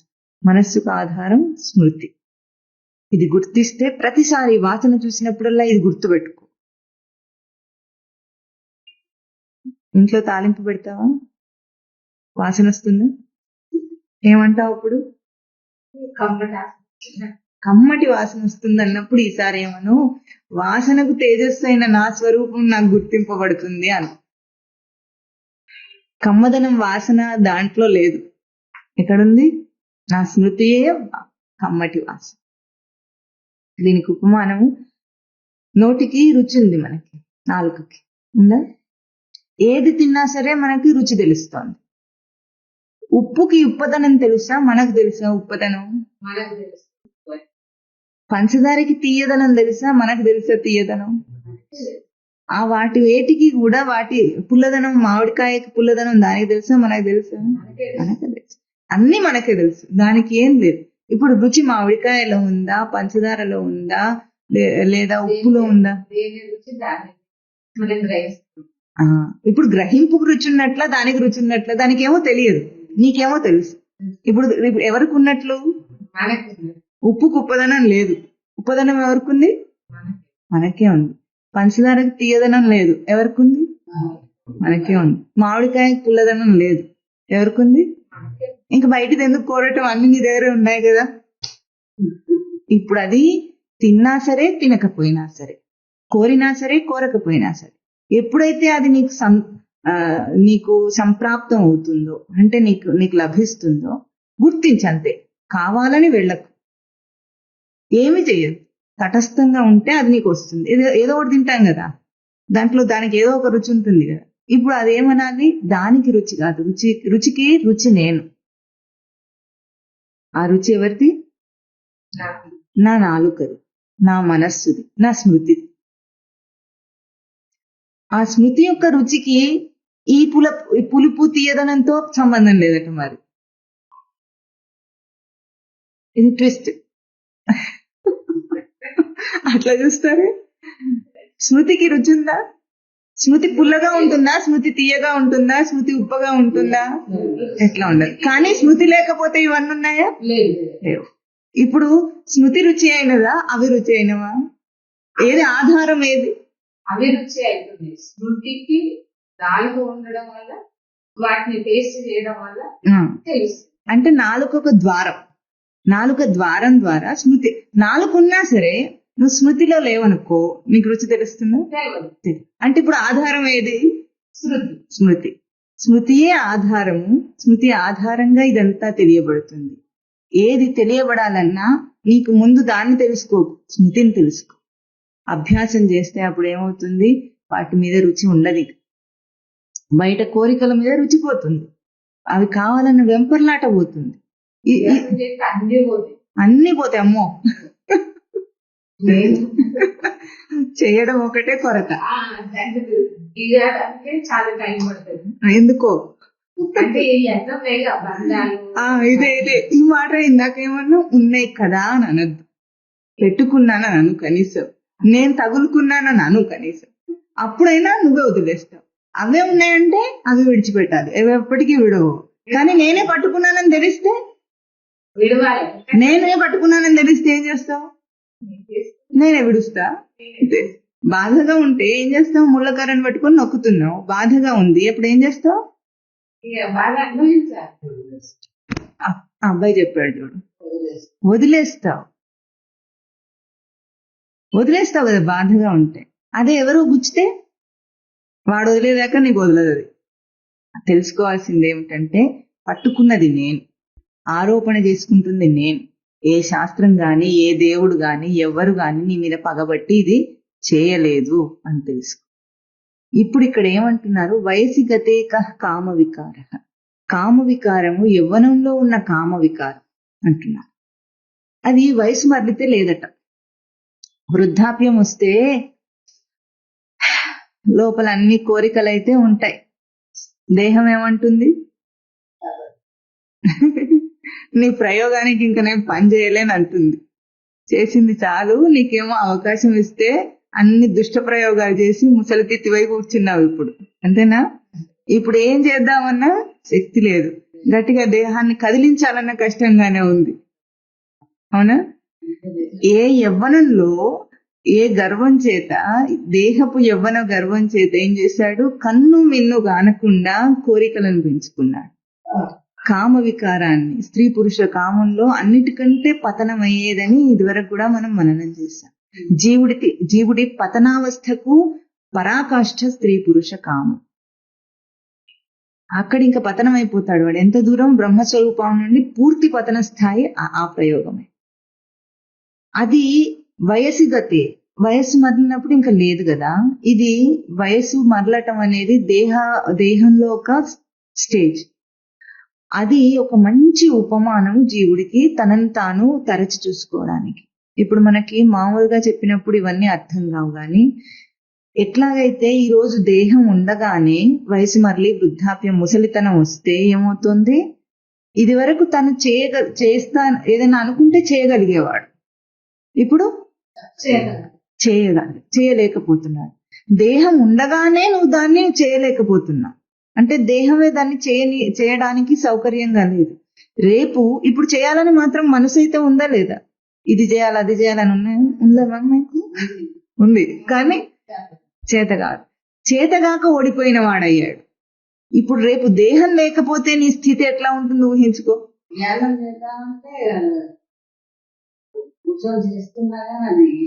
వయసులో ఉన్నప్పుడు ఎట్లా ఉంటుంది? మంచి అవకాశం. యవ్వనం అంటే ఎటువంటి తేజస్సుతో ఉంటాడు జీవుడు అంటే, ఎంత సృష్టినైనా సరే తనలో విలీనం చేసుకొని తన స్వరూపాన్ని దర్శనం చేసుకోవడానికి ఒక మంచి అవకాశం ఉన్న తేజోవంతమైన జీవితంలోనే ఆ స్థాయి దశ, యవ్వన దశ.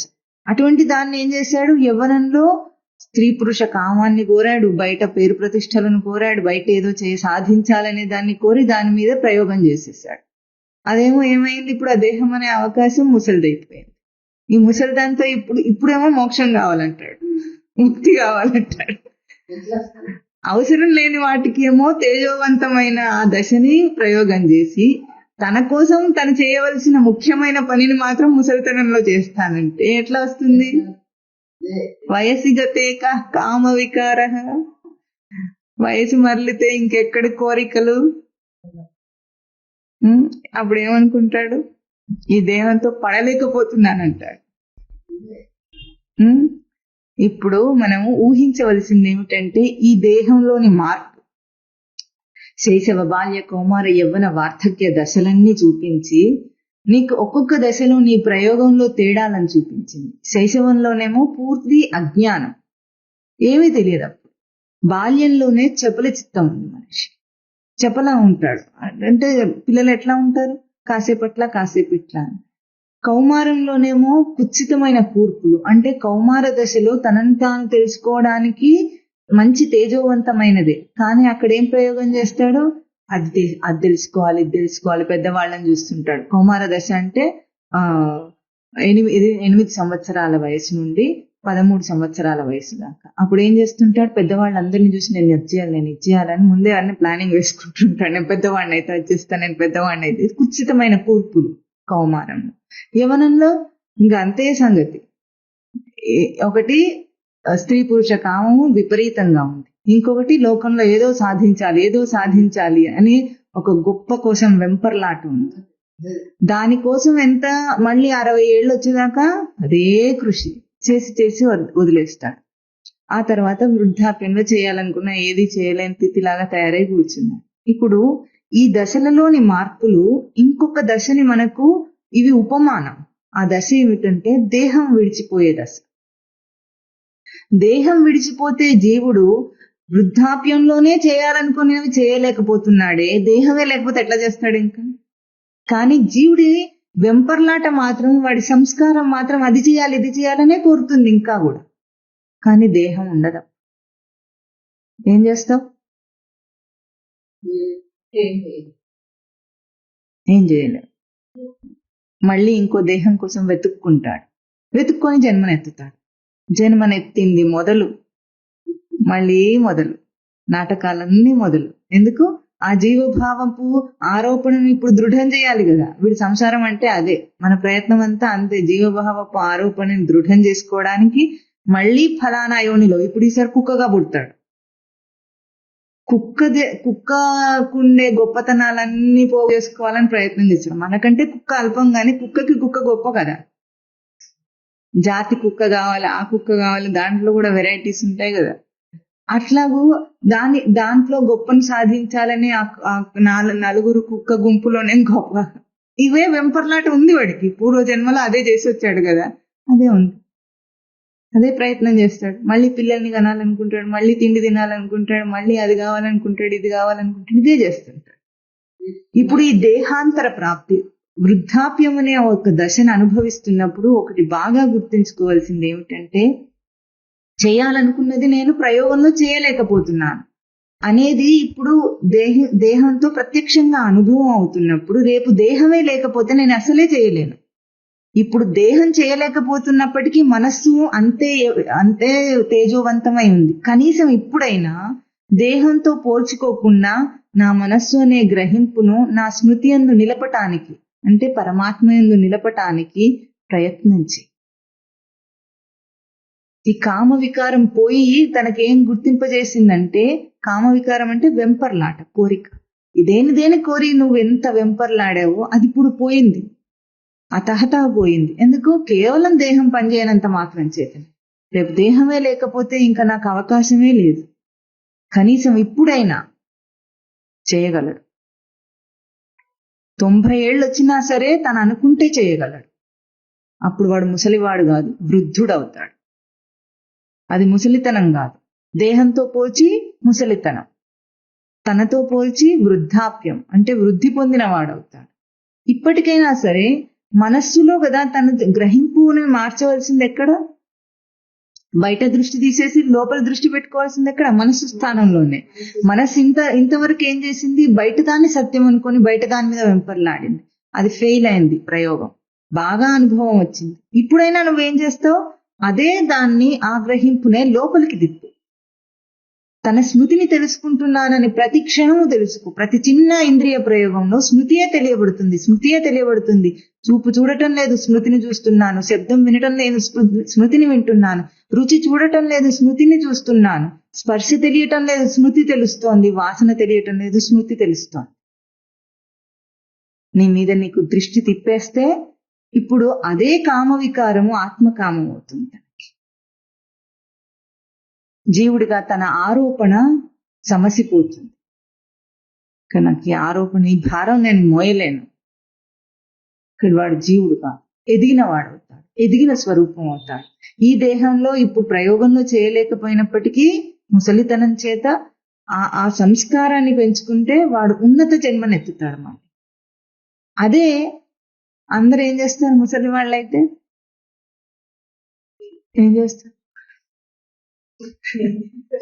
జరిగిపోయిందంతా తలుచుకుంటూ బాధపడతారు.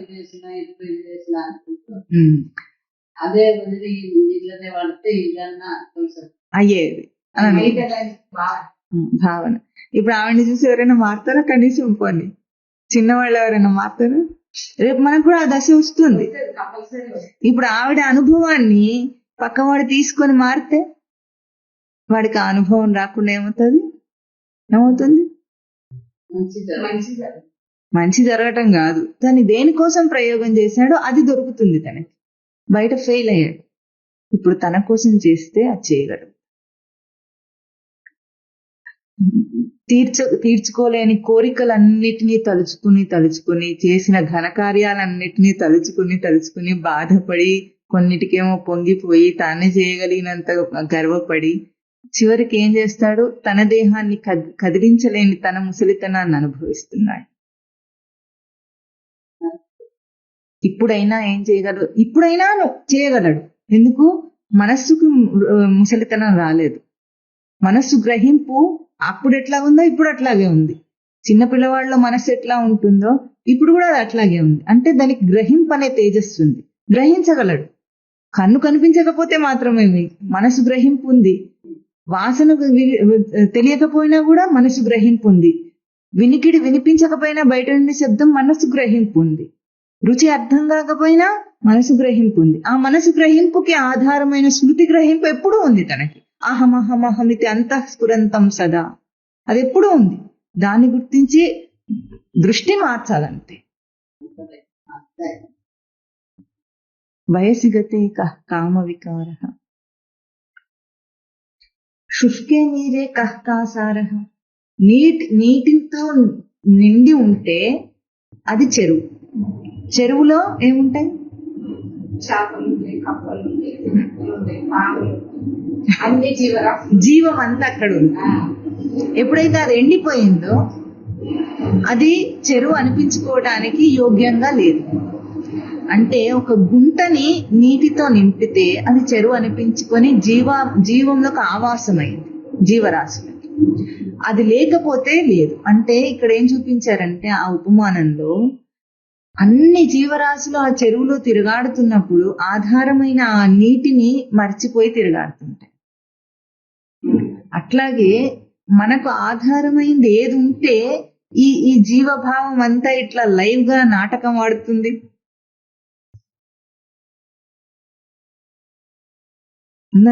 అక్కడ ఎన్నో జీవరాశులు లైవ్ గా తిరుగాడుతూ ఒక ఎకో సిస్టమ్ అక్కడ ఉంది అక్కడ. ఏది ఆధారమై ఉందో దాన్ని ఏమీ పట్టించుకోకుండా, అంటే దాని దృష్టి ఏం లేదు. కానీ ఒక్కసారి నీరు ఎండిపోతే ఇవేవి జీవమే అక్కడ లేదు. అట్లాగే మరి మనకు ఏది ఆధారమై ఉంటే ఈ జీవభావపు నాటకం నడుస్తోంది. ఇంత నాటకం మనం వేయగలుగుతున్న దానికి అంటే నీరు అంటే సృష్టిలో ఆధ్యాత్మిక గ్రహింపు. ఆధ్యాత్మిక గ్రహింపే నీరు. ఆపహ పదం చేతి. ఆధ్యాత్మిక గ్రహింపు లేకపోతే నీ జీవభావపు నాటకాలు ఏం ఉండవు. అది ఎండిపోయింది అనుకో, నువ్వు ఎండగొడతావు దాన్ని, అది ఎండిపోదు. కానీ అది లేకపోతే, ఆధ్యాత్మిక గ్రహింపు అన్న ఆధారం లేకపోతే, నీ తెర అన్న ఆధారం లేకపోతే నీ జీవభావపు నాటకాలు సినిమాలు నడవవే. శుష్కే నీరే కః కాసారః. ఆధారమైన దాన్ని వదిలిపెట్టి ఇంకా నువ్వు దేన్ని చూస్తావు అనే ఉపమానం చూపించారు. అక్కడ చెరువు ఉపమానం చూపించారు. కానీ ఆ ఉపమానంలో ఉపమేయం ఏమిటి? తనకి నాకు కూడా ఏదో ఆధారం అయి ఉంటే కదా ఈ నాటకం అంతా ఆడుతున్నాను. చెరువులో కప్పలున్నాయి, పాములున్నాయి. పాములేమో కప్పలను తింటున్నాయి, కప్పలేమో పురుగులను తింటున్నాయి, పురుగులేమో పాచిని తింటున్నాయి, పాచేమో నీళ్లలో పేరుకొని చెట్ల నుండి అక్కడంతా పేరుకొని అంటుకొని ఉంది. ఈ ఎకోసిస్టమ్ అంతా, ఈ నాటకం అంతా జరగటానికి నీరు ఆధారం అయి ఉంది అక్కడ. అట్లాగే ఆధ్యాత్మిక గ్రహింపు అన్న ఒక గొప్ప ఆధారంలో మనిషి ఏం చేస్తున్నాడు? ఈ పిచ్చి నాటకాలు ఆడుతున్నాడు. చూస్తున్నా, వస్తున్నా, పోతున్నా, తింటున్నా. ఈ పిచ్చి నాటకాలన్నీ దేని ఆధారంగా ఉన్నాయి? దాన్ని ఎండగొడుతున్నాడు. అంటే తనకు దృష్టి లేక తీసేసుకుంటున్నాడు. శుష్కే నీరే కః కాసార. ఆధారం లేనప్పుడు ఈ నాటకం ఎట్లా జరుగుతుంది? గుర్తించు. క్షీణే విత్తే కః పరివారః. పరివారం లోకంలో గర్వానికి కారణం ఏమిటి? నేను నా పరివారం. మందిని చూసుకొని బంధువులని దాన్ని ఏమంటారు? పరివారం.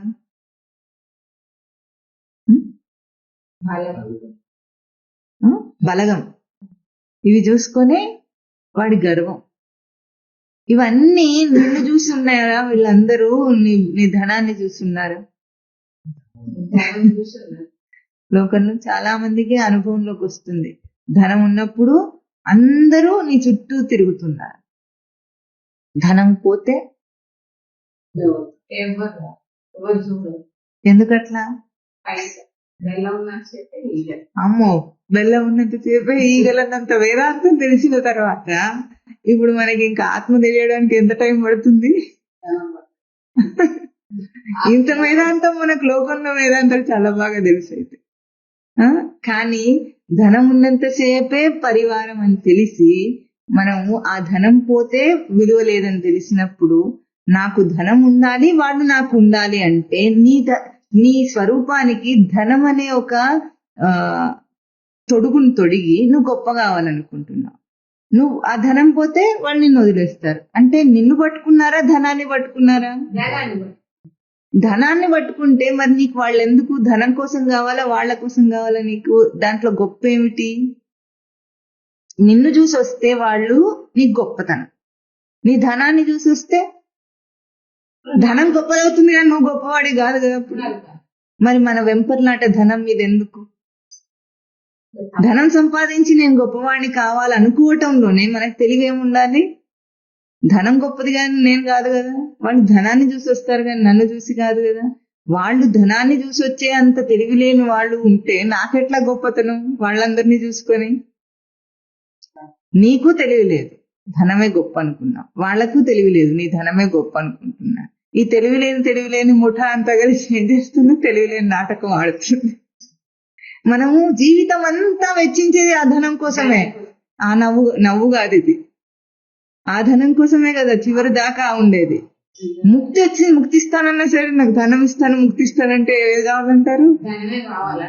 మో కొంతమంది కొంచెం కూడా సందేహం లేదు, ధనమే కావాలంటారట. ఎందుకట్లా? కొంతమంది భావనలు అట్లుంటాయి. కొంతమంది ధనం వద్దు ముక్తి కావాలని. ఇవి చాలా తెలుసు. ఇప్పుడు మనకు విచారణకి ఇక్కడ ఉపమానం ఏం చూపించారంటే, క్షీణే విత్తే కః పరివార. అంటే ఎప్పుడైతే ఆ ధనం నిన్ను విడిచిపోతున్నదో అప్పుడు ఈ పరివారం అనేది లేదు కదా. అట్లాగే ఈ జీవుడుగా వీడు ఒక దేహంలో ఉండి దేహంతో ఇంత నాటకం ఆడి నేను అని తిరుగాడుతూ ఇంత నాటకం చేస్తున్నాడే, దీనికి ఆధారమైంది ఏది? దేహంతోనే ఈ నాటకం. దేహ అహంకారంతోనే ఈ నాటకం. అంటే దేహం నేనన్న భావనతోనే ఈ నాటకం. క్షీణే విత్తే కః పరివార అన్న ఒక్క ఆ ఉపమానాన్ని దేహం మీదనే పోల్చుకున్నప్పటికీ దేహం క్షీణిస్తే కూడా నిన్నెవ్వరూ తొక్కి చూడటం లేదు. అంతేనా? ఇన్నాళ్ళు నిన్ను ప్రేమించిన వాళ్ళందరూ కూడా నువ్వు యవ్వనంలో ఉంటే నీ చుట్టూ తిరిగి నువ్వు బాగా బలంగా ఉన్నప్పుడు చేసినట్లు ఇప్పుడు నేను పట్టించుకోరు. ఇప్పుడు వాళ్ళు దేన్ని పట్టించుకొని నీ చుట్టూ తిరిగారు? ధనం కాదు, నీ బలం, దేహబలం. దేహం క్షీణిస్తే నువ్వు పనికిరావు, ఎవ్వరికి నువ్వు అక్కర్లేదు. అంటే నీ నుండి వాళ్ళు ఏం ఆశిస్తున్నారు ఒక్కసారి ఆలోచించండి. లోకంలో నా వాళ్ళని మనం ఎవరి కోసము జీవితం అంతా వెచ్చిస్తున్నాము, ఎవరి కోసము ముక్తి సాధనను కూడా ఒక పక్కకు నెట్టేసి అట్లా తిరుగుతున్నాము. అవేవి కూడా లేకపోతే నీ దగ్గరికి కూడా ఎవరు రావటం. అటువంటి వాళ్ళ కోసము నువ్వేం వదిలేస్తున్నావు? ఏం వదిలేస్తున్నారు? ముక్తిని వదిలేస్తున్నారు.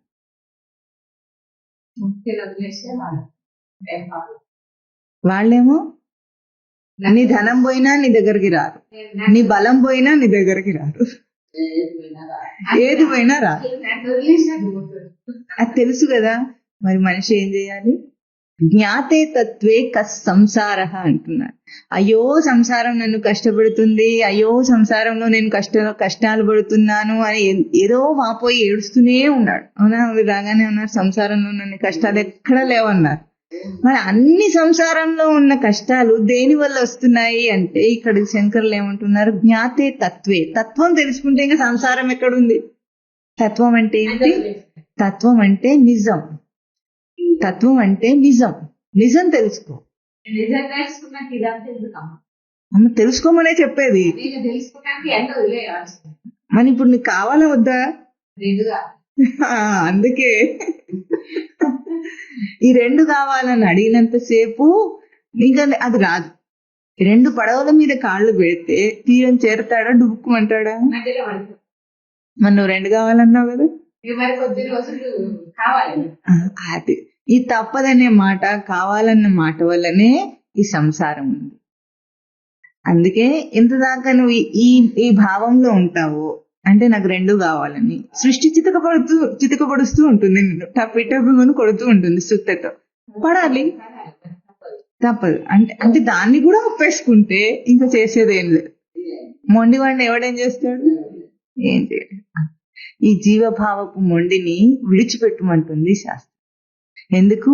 సంప్రాప్తే సన్నిహితే కాలే నహి రక్షతి. ఇది కావాలి అది కావాలి అన్న నువ్వు ఈ క్షణాన శ్వాస ఆగిపోతుంటే ఏం కావాలని అడుగుతావు? అవకాశం చేజారిపోతుంటే నిస్సహాయ స్థితిలో చూస్తూ ఉంటాడు జీవుడు. అది కావాలి ఇది కావాలి అన్నప్పుడు అదైతే దేహం విడిస్తే పోతుంది సంసారం, ఇది కూడా పోయింది దాంతో పాటు. అంటే ముక్తి అవకాశం కూడా దాంతో పాటుగా వెళ్ళిపోయింది. ఇంత గొప్ప అవకాశాన్ని, అంటే మానవ జన్మ అంటే తెరవబడిన ముక్తి ద్వారం. ఈ రోజు మానవుడిగా ఉన్నవాడు మళ్ళీ మళ్ళీ మానవుడిగా పుట్టానని అహంకరించద్దు. మళ్ళీ ఈ అవకాశం వస్తుంది అనుకోవద్దు. మళ్ళీ చీమ నుండి మొదలు పెట్టచ్చు. చీమ, దోమ, ఎలుక, పంది, కుక్క, కోడి అన్ని అవుతావు. అంటే ఇప్పుడు ఇంత తెలిసిన తర్వాత కూడా రెండూ కావాలని అంటున్నాడంటే అక్కడ ఉండే కష్టాలు ఎట్లా ఉన్నాయో వాడికి నచ్చటం లేదు, తెలియటం లేదు. సార్ ఎట్లా ఉందంటే కష్టం చాలా సుఖంగా ఉంది. కష్టం సుఖంగా ఉంటేనే వాడు అక్కడ అట్లనే నేను అక్కడే ఉంటానని అంటుంటాడు. అదే కష్టం నశాలానికి అంటితే ఈ సంసారం నాకు వద్దు, ఈ జీవభావం నాకు వద్దు, ఈ ఈ ఈ జీవుడిగా నేను పుట్టి చచ్చే చర్వణ చరివితమైన ఈ చక్ర భ్రమణం నాకు వద్దు అని అనుకున్న వాడు ఏం చేస్తాడు? తత్వజ్ఞానం తెలుసుకుంటాడు. తత్వజ్ఞానం అంటే ఒకటే, ఏది సత్యం అనుకుని ఇన్నాళ్ళు ఈ జీవభావాన్ని రక్షించే ప్రయత్నం చేసి సంసారాన్ని కూర్చుకున్నావో అది అసత్యం అని తెలిసినప్పుడు నిజమేమిటో వెతుకుతాడు. నిజమేమిటి? తనకి ఇవేవి కూడా ఉండేవి కాదు. ఎట్లా ఉంది? నిన్న జరిగింది ఏది కూడా ఈరోజు లేదు. నిన్నటి కష్టము లేదు, నిన్నటి సుఖము లేదు, ఈరోజు ఏది లేదు. ఈ రోజు సత్యం అనుకొని దేని మీద నువ్వు ఇప్పుడు అట్ ప్రెసెంట్ మూమెంట్ ఈ క్షణాన నువ్వు సత్యం అనుకొని ఉన్నావో ఇది మరుక్షణానికి ఉండదు. ఉంటుందా? మరుక్షణానికి ఉండదాని మీద, అంటే అతి చంచలమైన దాని మీద నీ ప్రయోగం చేసుకుంటున్నావు. అంటే సృష్టిలో ఈ మానవ జన్మ అనేంత గొప్ప అవకాశాన్ని ఇస్తే కూడా ఎట్లాగూ సంత్యజ్య హృద్గుహేశానం దేవమన్యం ప్రయాంతి, అంటే తన హృదయంలో ఉన్న దేవుణ్ణి వదిలిపెట్టి అన్యమైన దేవుణ్ణి కోరుతాడట. ఎట్లాగూ గాజురాళ్ళు కోసము కౌస్తుభం అనే విడిచినట్లుగా, గాజురాళ్ళ బయట ఉన్న గాజు పెంకులు అన్ని మెరుస్తుంటే ఆ మెరుపులో తన దగ్గర కౌస్తుభం అనే ఉంది, దాన్ని కూడా విడిచిపారేస్తాడు. ఏంటి? గాజురాళ్ళ కోసం. అంటే విలువ తెలియని వాడనమాట. విలువ, మానవ జన్మ యొక్క విలువ తెలియనప్పుడే ఇట్లాగూ మాట్లాడతాడు మనిషి. రత్నం అభివాంచంతి త్యక్వా హస్తస్థ కౌస్తుభం. చేతిలో ఉంది నీ మణి, నువ్వేమో గాజురాళ్ళ కోసం పరిగెత్తుతున్నావు. గాజులు కుచ్చుకుంటున్నాయి, కాళ్ళకి గుచ్చుకొని రక్తం వస్తుంది. నువ్వేమనుకుంటున్నావు? అక్కడ ఏదో ఉందనుకొని పోతున్నావు. చూస్తే నీ చేతిలోనే కౌస్తుభం అని ఉంది. అట్లాగే నీ లోపల ఉన్న ఆత్మస్వరూపాన్ని విడిచి అక్కడ దేవుడు ఉన్నాడు, ఇక్కడ దేవుడు ఉన్నాడు, ఆ దేవుడు రక్షిస్తాడు, ఈ దేవుడు రక్షిస్తాడు అని తీర్థయాత్రలకు తిరుగుతున్నాడు. నోములు, వ్రతాలు, పూజలు, యజ్ఞాలు, యాగాలు, జపాలు, తపాలు, వ్రతాలు చేస్తూనే ఉన్నాడు. కానీ అది మాత్రం దొరకటం లేదు. ఎందుకు? నీడ ఉంది, తాను నడుస్తున్నాడు, నీడ పడుతుంది. ఆ నీడలో తన తలని పట్టుకోవాలనుకుంటాడు, దాని వెంట పరిగెత్తుతుంటాడు. దొరుకుతుందా? ఎందుకు? నీతో పాటు అది కూడా నీ వెంబడి పరిగెత్తుతోంది. అది దానికి దీనికి నువ్వు పెట్టిన దూరము, నువ్వు ఎంత దూరం పరిగెత్తినా ఆ దూరం అట్లాగే ఉంటుంది. దగ్గరకు వస్తుందా నీడ? రాదు, అది అక్కడే ఉంటుంది. కానీ నువ్వు అక్కడ పట్టుకోవాలనుకుంటావు. అట్లెట్లాగో దైవాన్ని దూరంగా పెట్టి నువ్వు పరిగెత్తుతున్నావు. నువ్వు పరిగెత్తుతుంటే దైవం కూడా నీ వెంట పరిగెత్తుతుంది. అంటే ఏ గ్యాప్ ఉందో మధ్యలో, అదంతా నువ్వు ఎంత దూరం ఎన్ని యోజనాలు పరిగెత్తినా పరిగెత్తుతూనే ఉంటావు. అట్లా అది ఎప్పుడు అందుకోలేవు. ఎందుకు? నీకంటే కొంత దూరంలో పెట్టావు నువ్వు, ఆ దూరం అట్లాగే మెయింటైన్ అవుతుంది. జన్మలైనా కూడా నువ్వు అందుకోలేవు. అందుకే నీ లోపల ఉన్న పరమాత్మను తెలుసు. లోపలే ఉన్న పరమాత్మను తెలుసుకోవాలంటే ఏ పరగక్కర్లేదు. యజ్ఞాలు, యాగాలు, పూజలు, వ్రతాలు, జపాలు, తపాలు ఏం అక్కర్లేదు. నిలకడ కావాలి. నిలకడ జీవితాన్ని అభ్యాసించి పరుగు పందెం ఆపు. ఈ పరిగెత్తటం, వెంపర్లాట ఆపే. ఈరోజు చూపించిన 3 ఉపమానాలు కూడా అవే.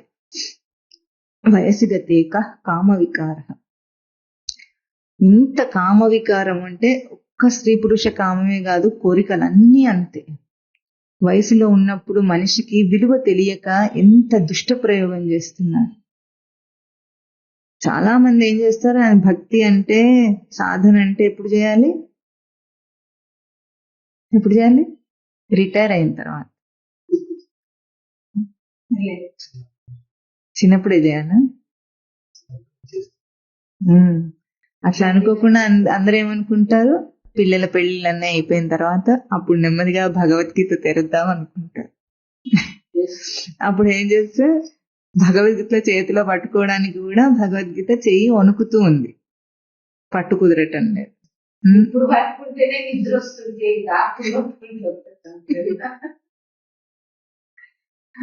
నోటుతో మాట్లాడదామంటే పదాలు పలకటం లేదు, ఉచ్చారణ రావటం లేదు, విందామంటే వినిపించటం లేదు, చదువుదామంటే కనిపించటం లేదు. మరి ఇవన్నీ కనిపించిన రోజు వినిపించిన రోజు ఏం చేశాడు, ఇప్పుడేనా అని అనుకున్నాడు. ఇది కూడా కావాలి అది కూడా కావాలన్నాడు. అప్పుడేమో అది పోయిన తర్వాత అది ఎట్లాగూ ఉండేది కాదు. ఎన్ని చేసినా ఇవన్నీ పోయేవని తెలిసి దానికోసమే కృషి చేసి ఇది వచ్చేది. ముక్తి ప్రయత్నం చేస్తే గ్యారంటీ, భగవద్గీతలో గ్యారంటీ ఇచ్చాడు స్వామి. ప్రయత్నం చేస్తే గ్యారంటీ ఇచ్చినా కూడా చేయను అంటాడు. సంసారంలో ఏ గ్యారంటీ లేకపోయినా అది మాత్రం అసలు తూచా తప్పకుండా అందరూ ఒకటే పనిలాగా పెళ్లిళ్ళు చేసుకోవడం, పిల్లల్ని కనటం, వాళ్ళకి పెళ్లిళ్ళు చేయటం, ఇది ప్రాజెక్ట్.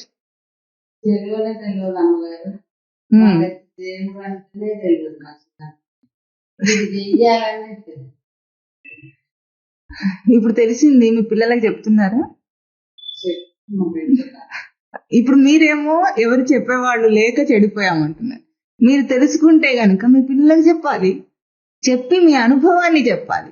ఏమని, అప్పుడు మాకు చెప్పేవాళ్ళు లేక నేను ఇదంతా చేశాను, ఇప్పుడు చేద్దామంటే నాకు శక్తి లేదు కనుక మీరు ఇప్పుడు వృధా చేసుకోకుండా పెళ్లిళ్ళు, ఉద్యోగాలు, పిల్లలు, వాళ్ళ పెళ్ళే కర్తవ్యం అనుకోకుండా, ముక్తి సాధన అనేదే మనిషి కర్తవ్యం, మానవ జన్మకు కర్తవ్యం, అది గమ్యం, అది అని చెప్పాలి కదా మరి మీ అనుభవంలో. దేవుడికి దండం పెడితే కాదు, మీరు చెప్తే తెలుస్తుంది వాళ్ళకి. దేవుడు లోపలుండి ఆత్మభావస్థ భాస్వత జ్ఞానదీపేన అజ్ఞానజం తమః నాశయం. ఆత్మభావంలో ఉండి ప్రతి మనిషికి ప్రతి ప్రవర్తనలో ప్రతి అనుభవంలో తెలిసేటట్లు చేస్తుంది ఆ పరమాత్మ స్వరూపం. కానీ తెలుసుకోలేకపోతున్నారు.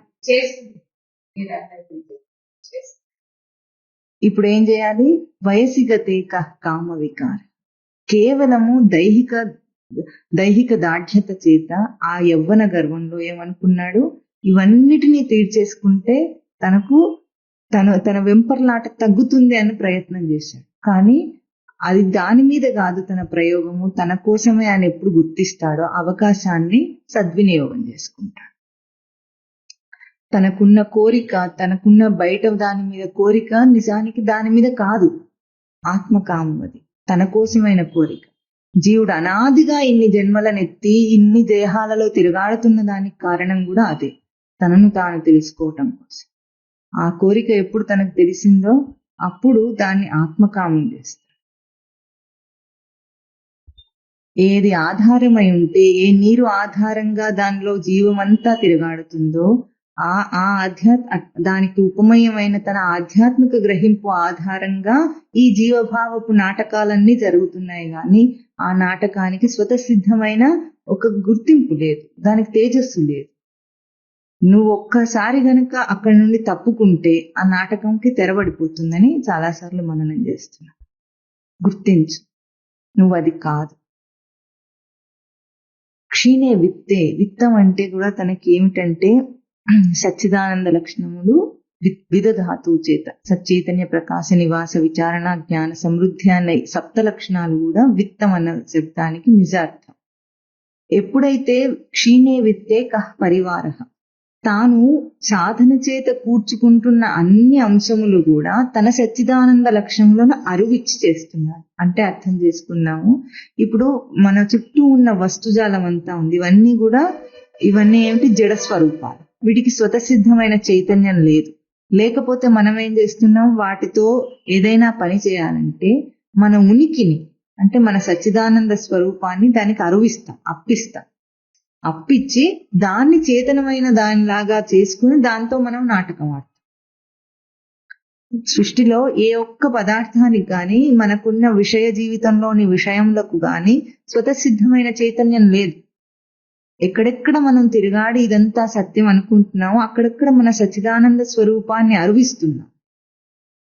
అరువిచ్చి దాన్ని పరివారం కూర్చుకుంటున్నాం.